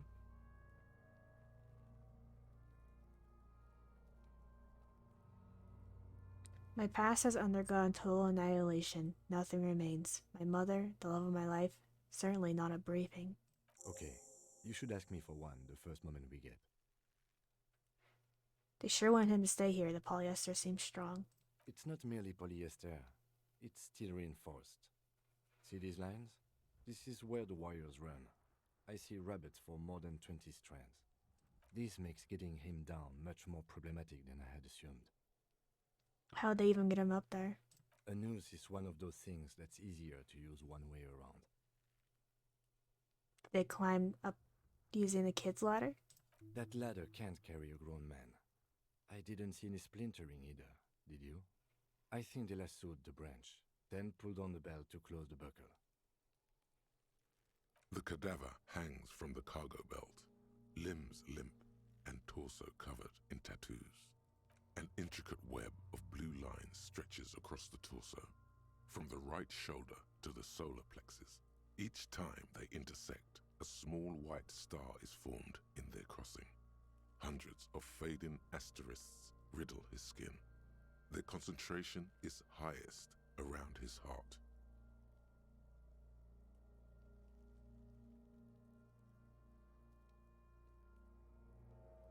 Is this a national pattern? Of no nation that I know of. If anything, it reminds me of religious illumination, last or penultimate century. Men who live harsh lives often turn to innocentic worship. But which one? I see no trace of a humanoid figure. The pattern does not stir patriotic or religious sentiment in you. What it does is speak to the wounded, limping animal, the male in particular, unable to communicate in anything more than grunts. It's impossible to tell if its advice is right or wrong. I'm missing something here. So am I. A sudden ringing fills the air as the lieutenant pulls down the zipper of his orange jacket. He wears a wide leather belt around his waist and a gun holster under his arm. He takes a thin piece of milled aluminium from his coat pocket and pulls it open. Sounds like a sword being unsheathed. A small lens appears, some sort of camera. Let the lieutenant work. Shit, Kuno! What the fuck is that? An instant color camera.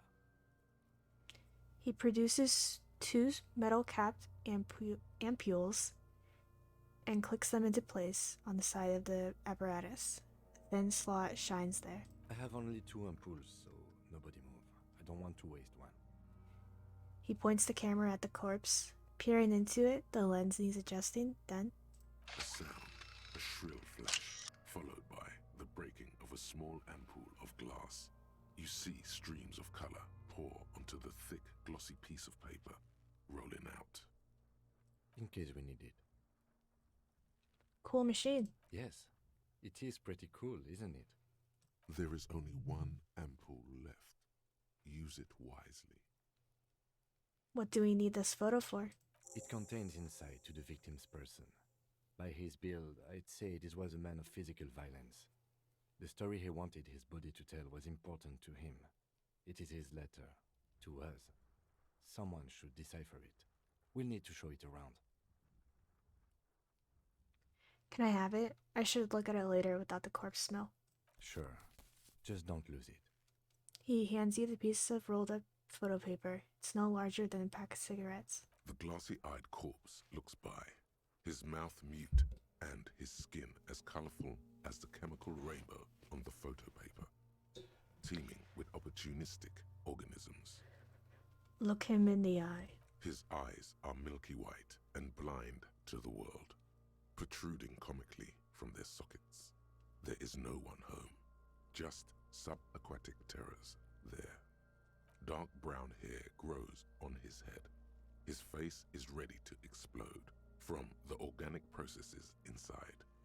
The death's head grin has passed. What remains is an unrecognizable mess. Tell me, who are you, dead man? The corpse is dead silent. You have no idea why you just said that. Who is he? He is male, 40 to 50, with an athletic build. The corpse looks right through you as you distance yourself from its stench, eyes like a shark. Squint and take a step back. As you narrow your eyes, the monster before you blurs into a violent mess of green and pink. Observe. Only the lower extremities are pink with a dash of blue. His fatted hands, thighs, and his neck, just above the noose. The rest of the corpse appears dark green in the cold spring air. I'm squinting, Kim. Why am I doing it? How should I know why you are squinting, officer? His face and hands are pink. The eyes too. The rest is greenish. Oh. You are trying to assess lividity. Relax your eyes. The monster comes back into focus, an explosion of color, coursing with dark marbled veins. His stomach appears pregnant with something. Black liquid streams down his thigh and onto his boot. So, what do you think?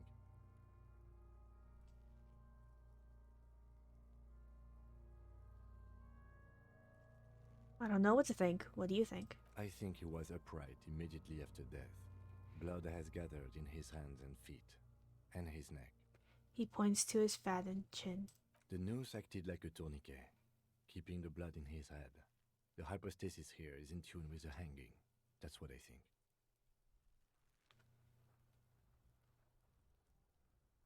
Could it still be that he was moved after death? There's always a chance. We should check for ligament marks on his neck to see if they're in tune with the belt. We'll have to get him down first. Something's coming out of him. A pool of blood and feces has eaten into the frozen mud below the man's feet. Purge liquid is dripping into it, drop by drop. The victim appears to have contained no more than half a kilogram of digestion at the time of death. The fuck he's saying? Talking about shit. We got lucky? Did we? I don't feel lucky. He's beaten up. See the bruises? I do. Most of them are post-mortem. Maybe even all of them. The delinquents have made our jobs harder with their little sport. Stop talking in riddles, coin slot. He means you fucked him up good, Kuno. Fucked him up brutal like. I agree. Totally dead. Dabba-doob-doob dead. He says without a hint of melody. Not one muscle in his face moves. But there is no breath to catch. Only the cadaver filling the air and your nostrils.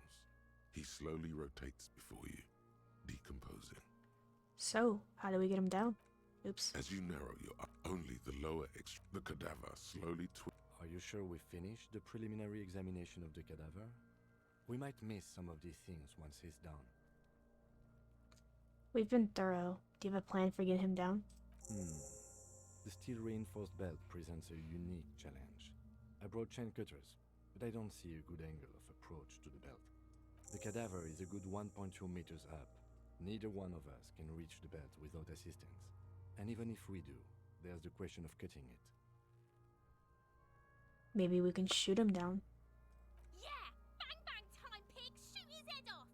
How?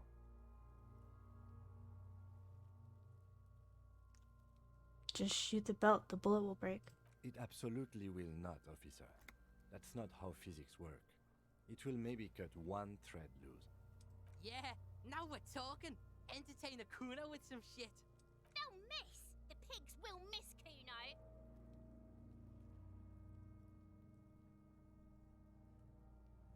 Take the shot, Lieutenant. What's the worst thing that can happen?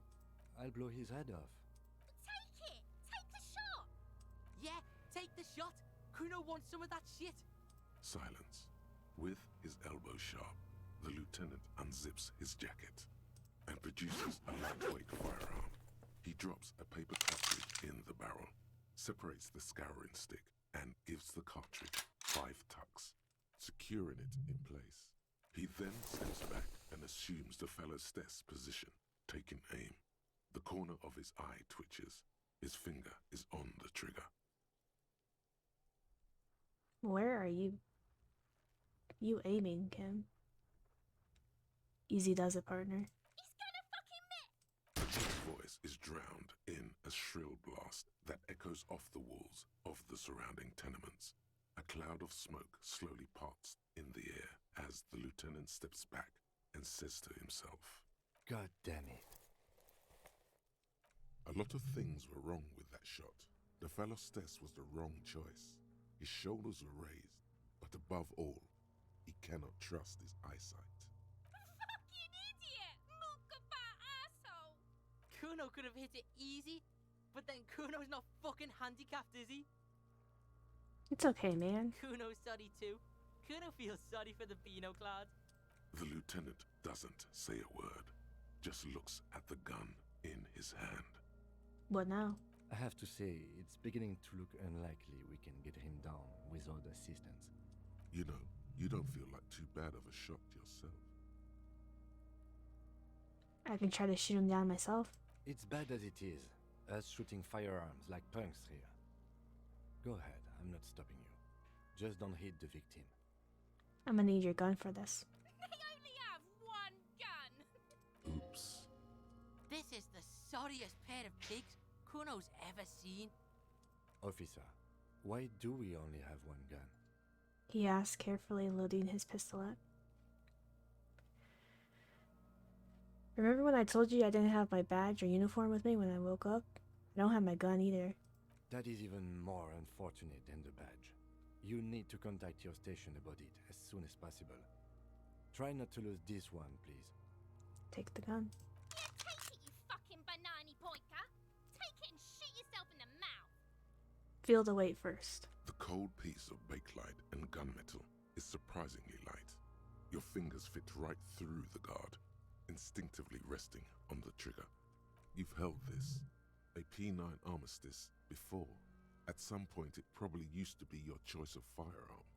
It still feels comfortable, like you never laid it down. The fuck are you waiting for, Kuno? Tell him to shoot himself in the mouth! Kuno is silent. Aggression gathers in the air. The trigger feels delicate and ready to break under your finger. Point the gun at the belt. The buckle comes into focus in your sights.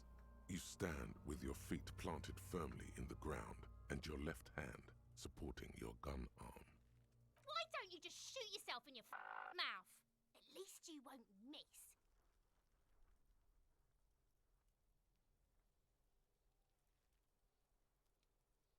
Close your left eye first. Your field of view narrows.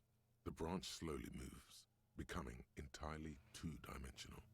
The metal buckle glimmers, catching the noon light as the corpse slowly rotates. Look, he's crying! You gonna cry now, fucking faggoty?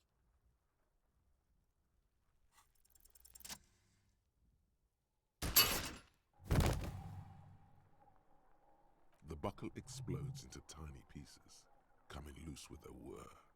With your hand numb from the recoil, you look at the body slump down. For a moment, the man appears to kneel in front of you, looking straight at you, helpless, trapped within itself.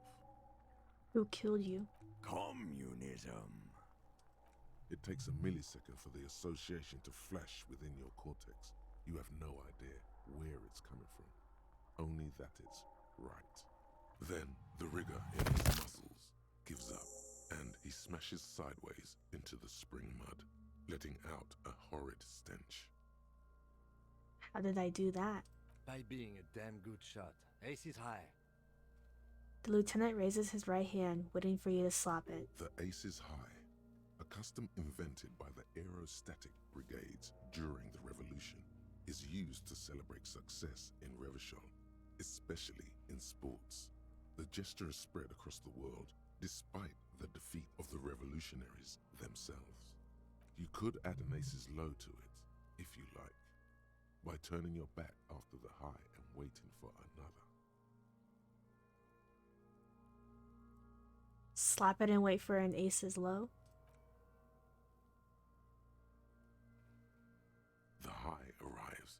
with a sharp slap. As you turn around, there is a moment of doubt. Feels like that low ain't gonna connect. Chill. It's gonna connect.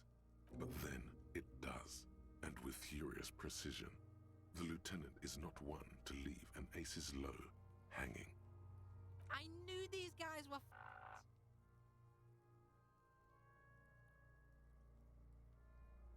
Yeah, we are. Got a problem with it? Kuno cracks with laughter. Sounds like someone strangling a seagull. It's clear he enjoys himself. I knew they suck each other off. What now? We will perform a field autopsy and determine the cause of death. But before... Excuse me. He needs to turn away from the corpse. Slumped on the ground like that has not improved the way the corpse smells. The fall seems to have released something deep inside it. It looks like I feel like taking a break from the stench. I'm sorry to interrupt the jubilations here. Just a little breather before we do the autopsy. Wait, field autopsy? Yes, the 4 phases of a murder scene. 1. Investigation of the scene. I can't say I'm satisfied with that part yet. I still want to know what's in that trash container. He points to it. 2. Initial examination of the victim. We were pretty good in our efforts, and the autopsy will provide another chance. 3. Field autopsy. This will not be pleasant or easy, and it will have to be performed on the scene. The fuck are they on about? Cops are gonna cut his shit up next. 4 and final, transport of the coroner's case to the district morgue. I'll do that. God, it stinks. Don't we have someone else for the autopsy? Like a doctor? No, you and I are detectives. The honorary rank of detective signifies our ability to handle the entire incident chain. From crime scene to autopsy to cleanup, we do it all. Honorary rank? An honor and a burden attached to your rank. Mine is Lieutenant Detective, unfortunately. I can't tell you how tired I am of this corpse. He is growing truly tired of it. It's not merely moodiness.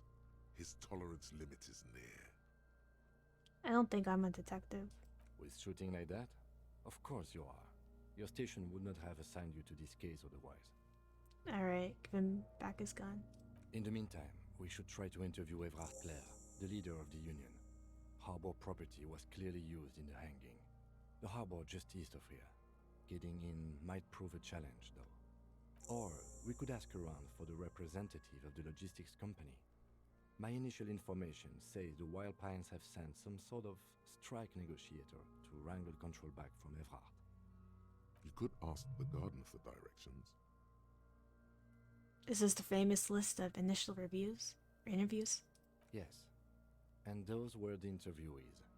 Let's go.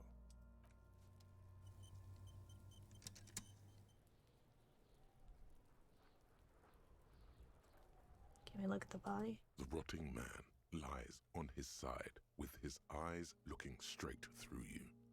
The belt is still around his neck. His body is supine and open to intrusion by autopsy. The lieutenant adjusts his glasses and takes a deep breath. First, what exactly is a field autopsy? Come on, officer. You know what a field autopsy is. You've done 100 of them. Let's get in there. There truly is a time for everything, even for yellow gardening gloves. However, they are lacking hygienically. I suggest you get in there in limited capacity. Alright. I'll ask you when I need you to. For the most part, maybe I should handle the contact and you take notes?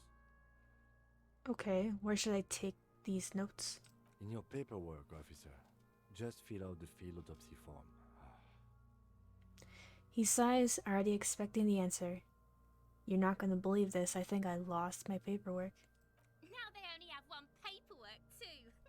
Officer, what haven't you lost? I still have my disco trousers. Yes, barely. He looks at his blue notebook and sighs. I can give you my paperwork. There's an autopsy form there. Several, actually, but only if it helps move things along. I'm sorry I lost everything. Yes, well... The lieutenant doesn't know what to say. It's okay to cry, Runter. Let's work off yours for now. Right. The autopsy form is near the end. Open the notebook at the field autopsy form. The dead man stares in silence as you crack open the ledger. The bright red paper is covered in boxes and lists, describing the condition of his skin and organs in 3 parts. Above those, an 11-field info form needs filling out first. It begins with, Step 1, assistant. That's you. Right, Raphael Ambrosius Costel. the corpse is indifferent to your scribblings, just lies there. The next box says, Coroner's case number. KK57 dash 0803 dot 0815. Write it down. Next, Name. NA. Next, Date of birth. NA. Age. Roughly 50. Right. Roughly 50. the corpse looks ageless, like meat on a hook. Teeming with opportunistic microorganisms, letting out a foul-smelling diamine compound. Your eyes turn watery. Race. Mondial. Write it down. The pudgy mess of curdled meat looks neither mondial nor anything other. Sex. Fucky, fucky! The little monster exclaims energetically. Male. Pigs can have sex! Right, male. Nor does he look male, with his pregnant belly and indistinguishable face. Date of death. We're still going with March 4th, 51. What else? 9. Body identified by is non-applicable. 10. Case number is the same as the coroner's case. KK 57 0503 0815 listens motionless, with the cargo belt still around his neck. Only one box remains. Evidence of treatment. None. At least not after the initial examination. What exactly is treatment anyways? Interfering with the body's position or wounds post-mortem. I'm not so sure. Didn't the footprints look like he was carried over? They'd have to have incapacitated and carried him over. This man was more than a match for untrained dog walkers. He places his hand on the dead man's chest as if in preparation. Your central nervous system recognizes this gesture. It's the stations of the breath.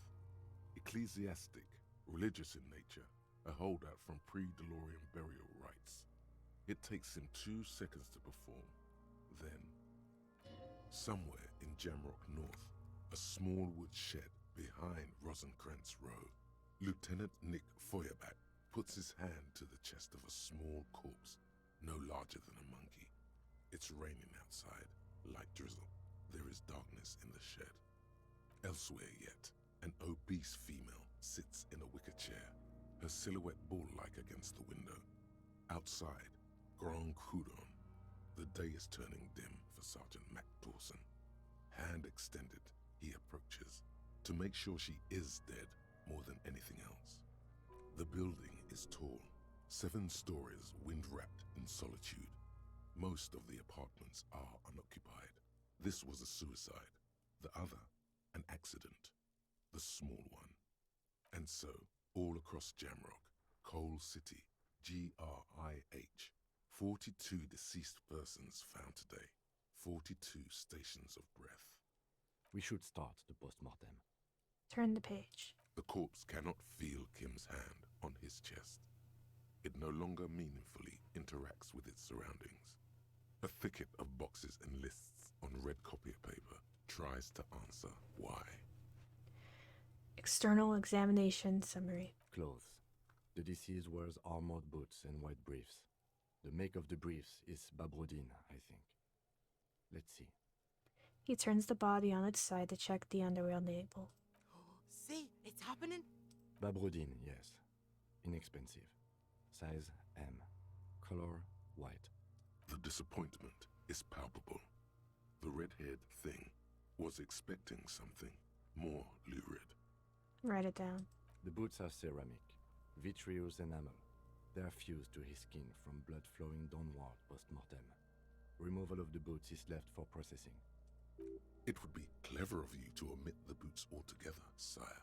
If you are to keep them for yourself, as you ought to, you have deserved them more than anyone else. When am I gonna get them? Patience. After the autopsy, before the body is taken away, there will be a window of opportunity. After the lieutenant has gone to sleep. I hope this has helped you, my liege. Omit the boots. Tattoos. He stands up, face planted on either side of the body. The upper torso is covered in a single, continuous tattoo, resembling a national pattern. It reaches from the right shoulder to the heart. The ink is blue and white. The assistant has a color photograph of the markings, to be added to the case files as document A1. The photo is taken on the scene, using a Trigat Mini. Write it down. The deceased has a cargo lashing belt around his neck, tied with a hangman's knot. Color yellow. Length 3 meters. There is a buckle on the other end. Well-nourished, athletically built, measuring 1.8 meters. Generally consistent with age, about 50. Preservation is good. Ambient temperature, below freezing. Body hair is light brown. Distribution is consistent with age. The deceased had male pattern baldness. Hair is combed back, short. Touch the corpse hair before moving on. The hair under your latex fingers feels cold to touch, wet. Stroke his hair gently. The stench is suffocating. Strands of dark brown hair start sticking to the latex of the glove, like thread off a rag doll's head. There must be brilliantine in there. He's combed his hair back with oil. Write it down, adding the brilliantine. Lividity is consistent with hanging. The head is congested. Contusions are present on the head, chest, and thighs. Consistent with stones thrown post-mortem. Low velocity. Fucking low velocity? You think Kuno doesn't know what you're talking about? Velocity was fucking max. Talking shit about Kuno's velocity. In addition, there are bite marks on the face, scalp, and chest. Consistent with predation. Ligature mark. The lieutenant produces a small folding knife, with the other hand pulling on the belt. He starts cutting into the polyester. The stench is horrid. After a while, it's obvious the material cannot be cut. The steel wiring.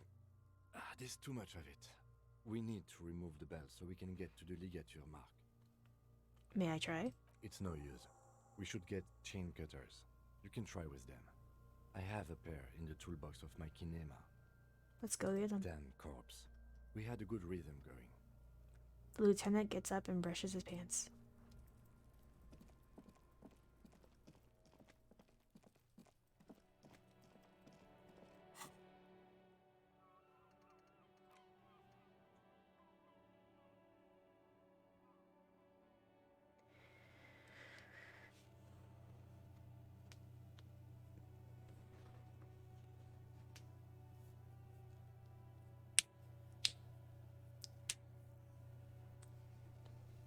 So give me +2 empathy towards Kim.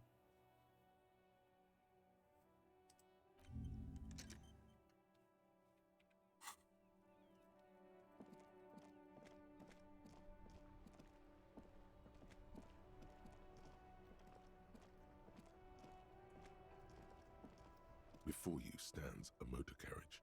The bodywork is covered in blue and white livery, bearing the number 57. Vapor emanates from the large engine on the back of the vehicle. It hasn't had time to cool off yet. This must be the infernal machine that tore you from oblivion.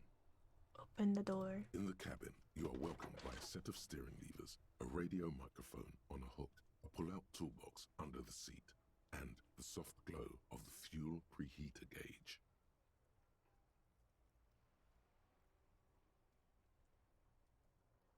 A scent of leatherwork and heavy fuel oils washes over you.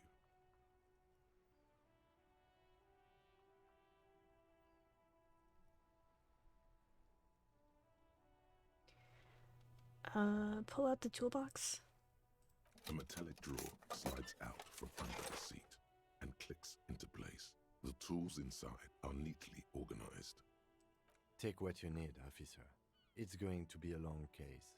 I'm not protective of my tools, like some men are. He's clearly a little protective of his tools. But what can you do? Work is work. Take the pry bar. The pry bar feels nice and cold in your hand, heavier than you'd think. Cold and heavy, like truth. You feel like you're reunited with truth once more. Useful for opening all sorts of doors and lids. Take the chain cutters. The handles are long and sleek. Snap, snap, go the cutters in your hand. You can do good work with these. Cut chains, locks, and ropes, especially belts. And take the flashlight. It's robust, weatherproof, and well-made. Police issue, blue. Lets you see things in the dark you would otherwise miss. Push in the pull-out toolbox. The pull-out toolbox slides back into its nest. Preheater gauge casts a warm glow on the steering levers and the radio on its hook. Pick up the radio. The frequency tableau lights up and the green button labeled Prime Line glows like a feline eye. And then you hear something. The soft purr of electrical kittens. Radio waves cast far and wide over the metropolis. A woman's voice greets you through the static. This is Precinct 57. Hello, Lieutenant. How may I assist you? Hello, Alice. Please assist our colleague from the 41st Precinct here. I'm putting him on. Operating the radio is easy. Just be confident. You've probably done it 1,000 times. Hi, Alice. This is the officer from the 41st Precinct speaking. Nice to meet you. This is Officer Alice Demetri, Precinct 57. How may I assist you? A voice replies in the radio. Under the green prime line, a yellow saved button catches your eye. I wonder what Kim's default radio station is. Can you connect me to the 41st Precinct? I have something I need to report. Just a second, officer. She puts you on hold, the static crackling softly like a bonfire. After a while, you hear an old man greet you from the radio. His rattly voice is oddly familiar. 10-2, 10-5. This is 41st. Come in. Over. Hi, this is me here. I work at your station. 10-4. What's your status? Over. My status? 10-18. 10-20. Over. Please just talk human to me. These numbers mean nothing to me. State your message, sir. Over. I need to report my badge missing. 10-9. Repeat message. Over. My badge, I can't find it anywhere. Basically, it's gone. 10-4. Message received. This is a very serious situation. I need to 10-22 the captain. Over. 1022, the captain. This sounds bad. Bad and scary. Like being called to the headmaster's office in school. Is it him? What does he want? Says he lost his badge and needs to report it. He what? He lost his badge? Hey, who is this? This is Communication Officer Jules Pidieu, sir. Over. No, the other one. You mean your partner? Over. What is he saying? He's asking who you are. I'm his goddamn partner. It's your partner, Satellite Officer Wittmar, sir. Did he lose his memory along with his fucking badge? The man in the background sounds like he's losing his patience. Who lost his badge? Dick fucking Mullen. Who do you think?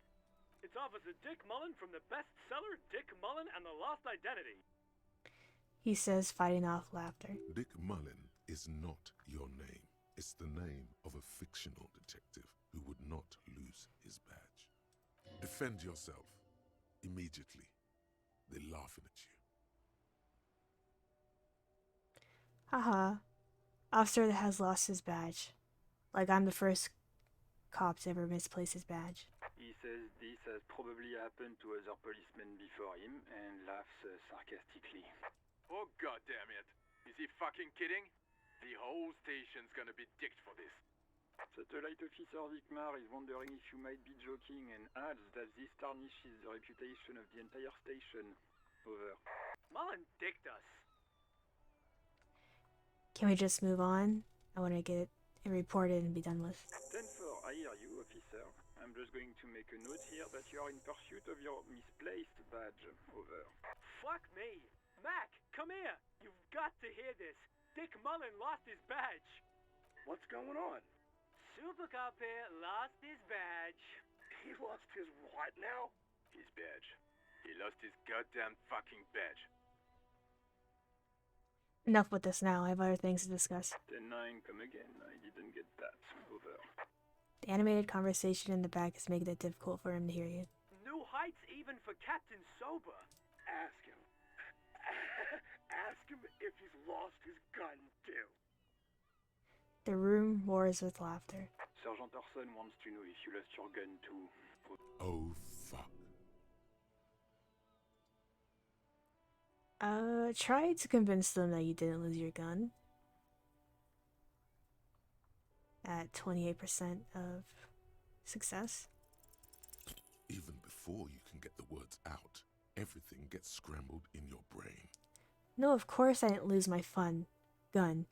Okay, I didn't lose my gun. He says he didn't lose his gun. Or his fun, whatever that means. Ask him to describe it. His gun. Not his fun. Just the gun will do. He laughs. Satellite Officer McLean requests a description of your weapon. Over. The fuck do you need a gun for? Look at the pythons on your arms. You are a gun. The biggest one in the world. Whisper to the lieutenant. Kim, what are you packing? It's a single-shot kill A9. An armistice, to be precise. A single shot Armistice kill A9, over. Says it's a kill 9mm armistice. Armistice? What, is he a fucking... Clearly he doesn't have his Villiers anymore. Dear God, he lost his gun? Oh my, I can't. The man succumbs to laughter again. This isn't really a laughing matter. Mac can face a giant of Coco Noor by himself. But Disco here made him piss his pants. Oh, I can't. Fuck. He lost his... Ask him if he's still got his wiener. I'm not going to. Ask him. Sergeant Orson here is wondering if you are still in possession of your genitalia. Over. Now is a good time to say fuck and ass and so on. That'll make this all right.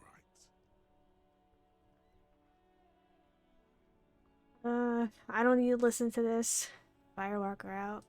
The silence is almost deafening after you flick off the switch, severing the connection. That did not go well. I guess the important thing is that you followed protocol and reported your lost items. Did we need anything else here? This is Precinct 57. How may I assist you?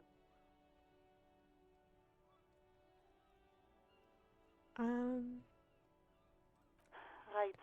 10-4, come in. I'm in dire need of financial assistance. 10-4, I hear you. I don't have the authority to grant your request, but... What does he want now? He's asking for money. Is he fucking kidding? I don't think he is. Don't give that asshole anything. He's just gonna drink it all.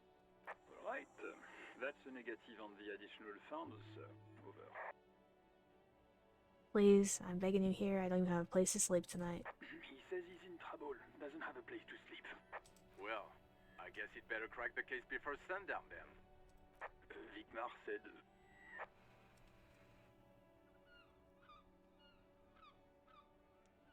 Alright, heard you.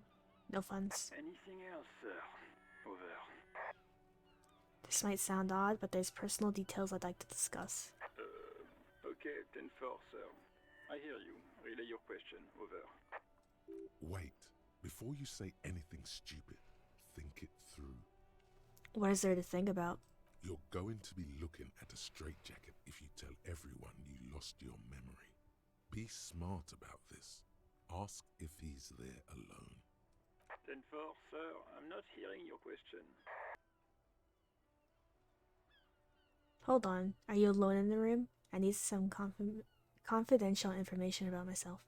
That's a negative, sir. I got a 10-12 here. Over. Have I ever told you about my life before the RCM? 10-4. Well, that's, Does he actually want something, or is he hell-bent on disrupting our work? He asked if he ever told me about his days before joining the RCN. For God's sake, cut this shit out! Tell him to stop wasting time and be a goddamn policeman for a change. Sir, Satellite Officer Vicmar says... I heard him. So, was there anything else? I'm looking for my address. I don't know where I live. Or, well... Please refer to me with my full name in the future. 10-9, repeat message. I didn't get that, sir. Over. Say my name. Sir, I will not have you talk to me in this manner. Over. Please just say my name, Jules. What? What is it? What can he possibly still want from us? He seems intoxicated and keeps asking me to call him by his name. Mullen's drunk and emotionally aggressive. That's new. Wrap it up. Don't indulge in his drunken antics. 10-4. Your address? Hold up, Jules. He doesn't fucking know where he lives? Did I hear that right? Seems like it, sir. No, fuck him. Don't tell him anything. You understand? He's been hellbound for the gutter. Let him have it. Sorry, sir. Anything more I can do for you? Over.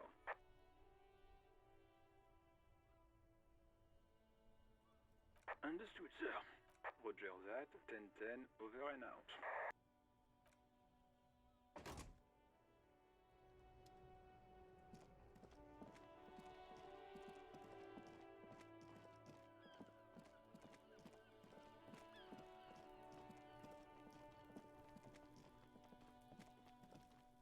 The rotting man.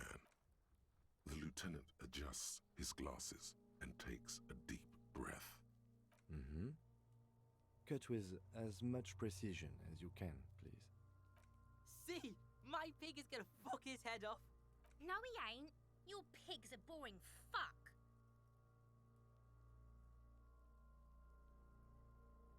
Look for a good spot to cut. The belt is equally tight around the whole circumference of his neck, swelling over the edges like white bread rising from the east. The knot is the weak spot. The chain cutters fit in there, steady now, like a flower arranger.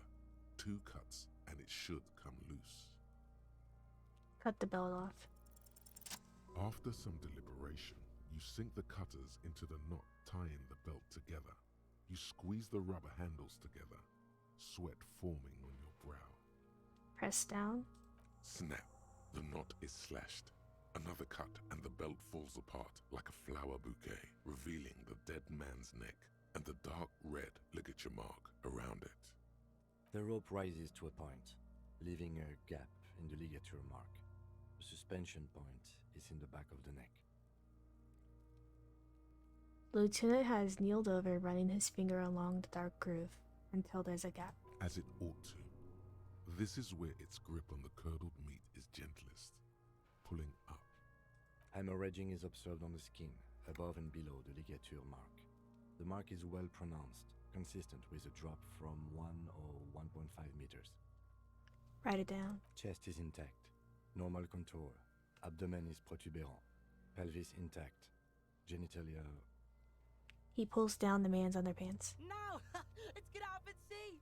I fucking knew it! Genitalia is male and unremarkable. No evidence of injury. Write it down and move on. Back is symmetrical and intact. Upper and lower extremities are intact, but asymmetrical.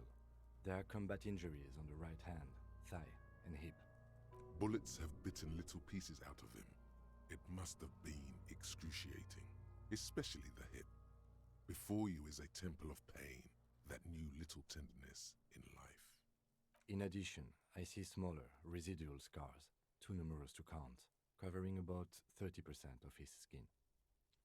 This is the body of a soldier, a mercenary. Mm-hmm. We have a real museum here. Of battles, wars. Last item, hands. He takes the man's right hand in his. in his and expects it, then moves on the other hand. The hand feels heavy, filled with decay liquids, like it's ready to explode if squeezed hard enough. You're suddenly repulsed, so much so you feel compelled to drop it. Hands are clean. No sign of injury from struggling. Were we expecting any? I was. Maybe I'm just not seeing them. Honestly, this stench is making it hard for me to think at the moment. Ooh. That's all for the external. Well done. What next? Internal examination. Central nervous system. I have nothing. Do you have anything on this man's central nervous system? You don't even have a joke. Nope. Musculoskeletal. Purge fluid is coming from the mouth. Not injury related. Eyes and tongue protuberant. Hyoid bone. Let's see. With his eyes almost closed, the lieutenant puts his hand on the dead man's throat and begins to massage it, gently. A rotting smell erupts from the mouth. Purge fluid runs down his lips, black and viscous. You hear cracks as the lieutenant moves his sharp fingers inside the flesh, like the creaking of an old house at night.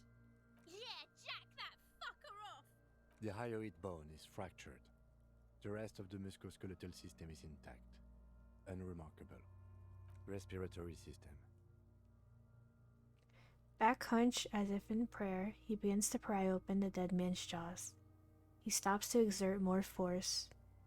Both hands are used. Oral cavity shows no lesions. The victim has received dental implants, possibly after a combat wound. Mouth swollen. Hemorrhaging present in mucosa of the lips and mouth. Look inside the dead man's mouth. No scream, no sigh of relief rises from the darkness inside. It's humid there. Sickly sweet air, unlike anything living. You feel like you're about to throw up again, straight in that mouth of his. No, you don't. You can keep it in. You can keep anything in.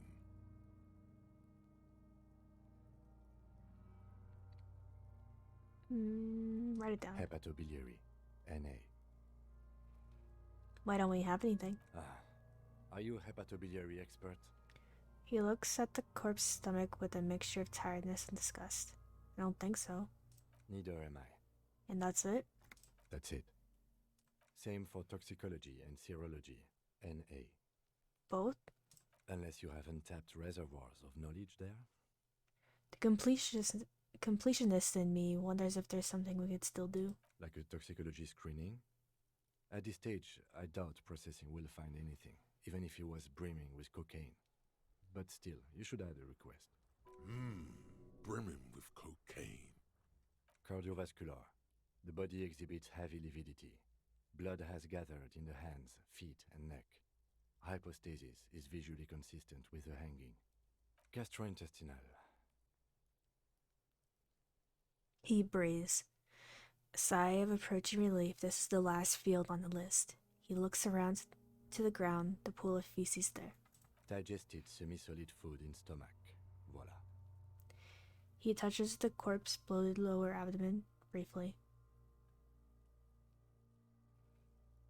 What's next on the list? Description of injuries. Let's see. We have bite marks, contusions on the head and chest, and a ligature mark encircling the neck. You'll need 3 fields. Leave a 4th one too. Be thorough if you want maximum results. Head, chest, and scalp bite mark injuries. Predation by birds has caused damage to the body. Odontologist does not need to be consulted. And your opinion, officer? Non-fatal post-mortem. Agreed. Next injury? So, the scalp bleeds from a post-mortem head injury, a stone. The injury does not have the rim of an early inflammatory response. The perpetrator on the scene has confessed to causing it post-mortem. At maximum velocity, fucko! Has confessed to causing it at maximum velocity. Coagulated blood sticks to his scalp and chest, where the countless stones have hit the dead man. Beneath, the description of injury. 2 boxes.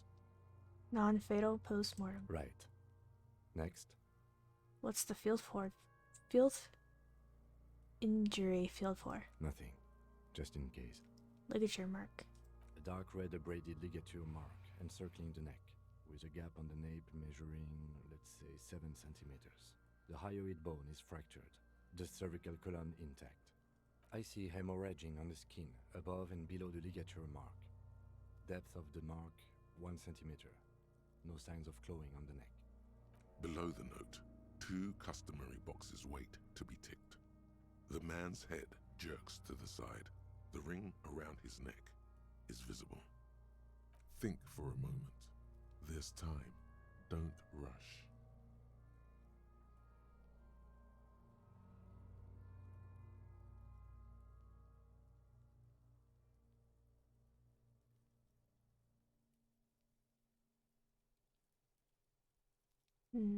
How about non-fatal post-mortem?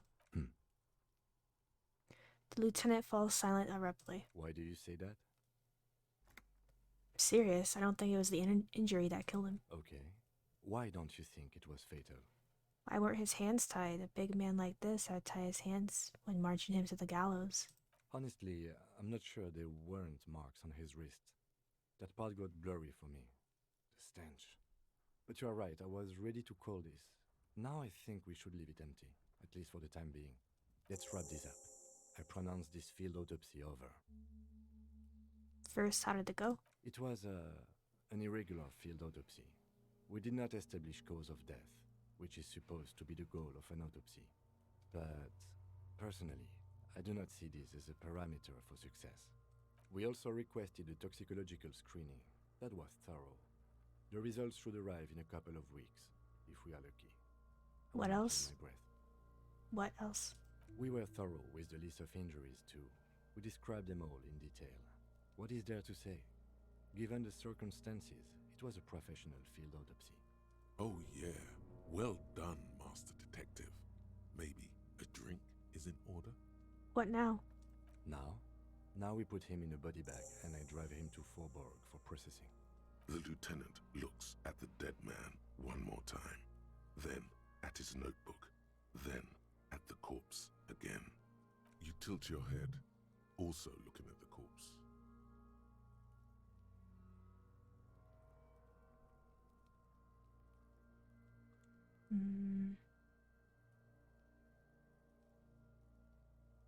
Let's try this. Search the body one more time thoroughly.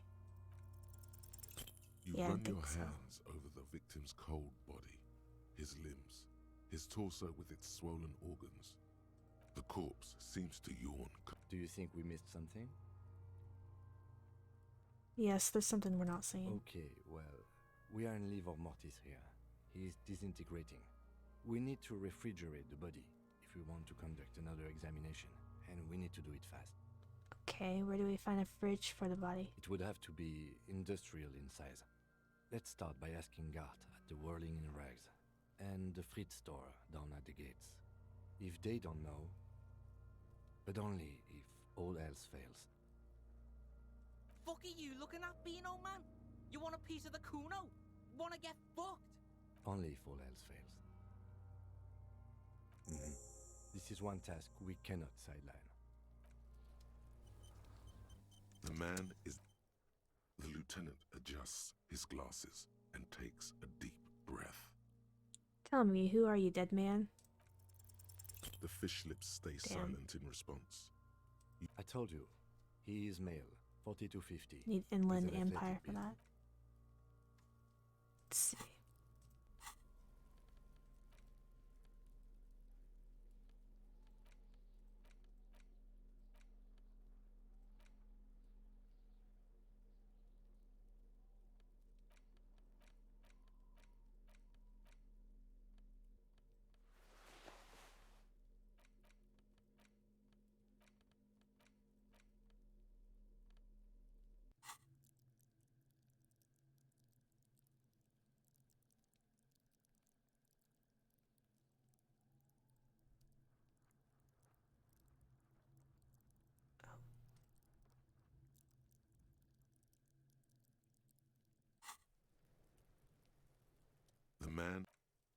The lieutenant adjusts his glasses and takes a deep breath. Alright, third time's the charms. Tell me, who are you, dead man? I'm gone. Where have you gone? Into the wild pale yonder. Where is that? In the past. Way out west. I can see you're gone, but who are you? I'm a joke. Look at me. You are now, but who were you when you were alive? A killer. A motherfucker. And a killer. Takes one to know one. I have another question for you. Go ahead, Kobo. What is happening? What do you mean? I'm talking to you. It's the power of your Black frothy liquid starts bubbling on his lips. imagination. Go ahead. Ask me more questions. You fucking love questions. Why do I love questions so much? Because you're a copperoonie. Look at all of them go. Do you want more questions? Give me a comical amount of questions. Coming right up, copperoonie Rooney. This is getting upbeat now. Is my name Rooney? Fuck no. You're no Rooney. Of course not. The name is Raphael Ambrosius Costel. Listen to yourself. You're not a Raphael anything. You're probably just a Harry or something. That's right. Harry. Could I really be Harry? You can be anything you want to be, Brother Copo. Why do I feel like I've forgotten something terrible? Because you have. Who killed you? Love did me in, Brother Copo. It was love all along. Which was it that killed you then? Love or communism? Huh? You said love killed you, but when you fell down you said it was communism. You're misquoting me, Rooney. I said communism killed me. Love did me in. Can you ask me a question? Sure, Lobo. I can ask you a question. Why are you doing this? What? Looking at my face. Motionless. Looking into my eyes. Standing here. Why are you investigating my murder? Maybe this will lead to something. Something indescribable, unforeseen, miraculous. Ha! The clown lips on the corpse appear to smile. Something is on its way. Something hidden. It's coming. A miracle from the northwest, and it's almost here. You can feel it in the air, on your hands. The cold spring air smoothing them over. I hate you, you stink, and you're boring. Do I remind you of someone? A child born with Muller's disease, harlequinism, grown up miraculously. A baby affected with harlequinism? You sure wrinkled out of that one, Coppolini. Enough. Come back later, Coppo. Amuse yourself with my frank manners and my memento mori features. If possible. Also, see me in your dreams.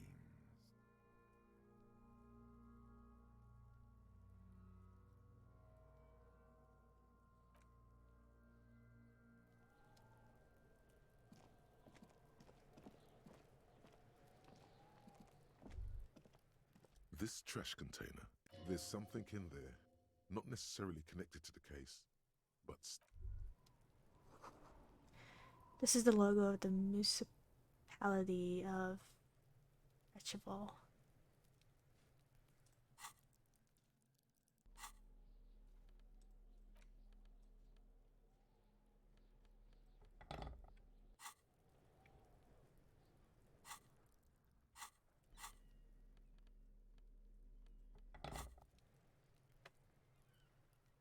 this trash container is locked. The sliding lid has a padlock that says, whirling in rags. Force time isn't happening. You've jammed. What is this? Your triceps ache for the metal to bend, but it resists. This calls for a potent curse to help break its resistance. Utter the power words. The fuck kind of metal is this fucking shit? The quality of metal is not the problem. From what I see, it's sturdy enough. That's it, I can't pry it open. Let's ask the manager.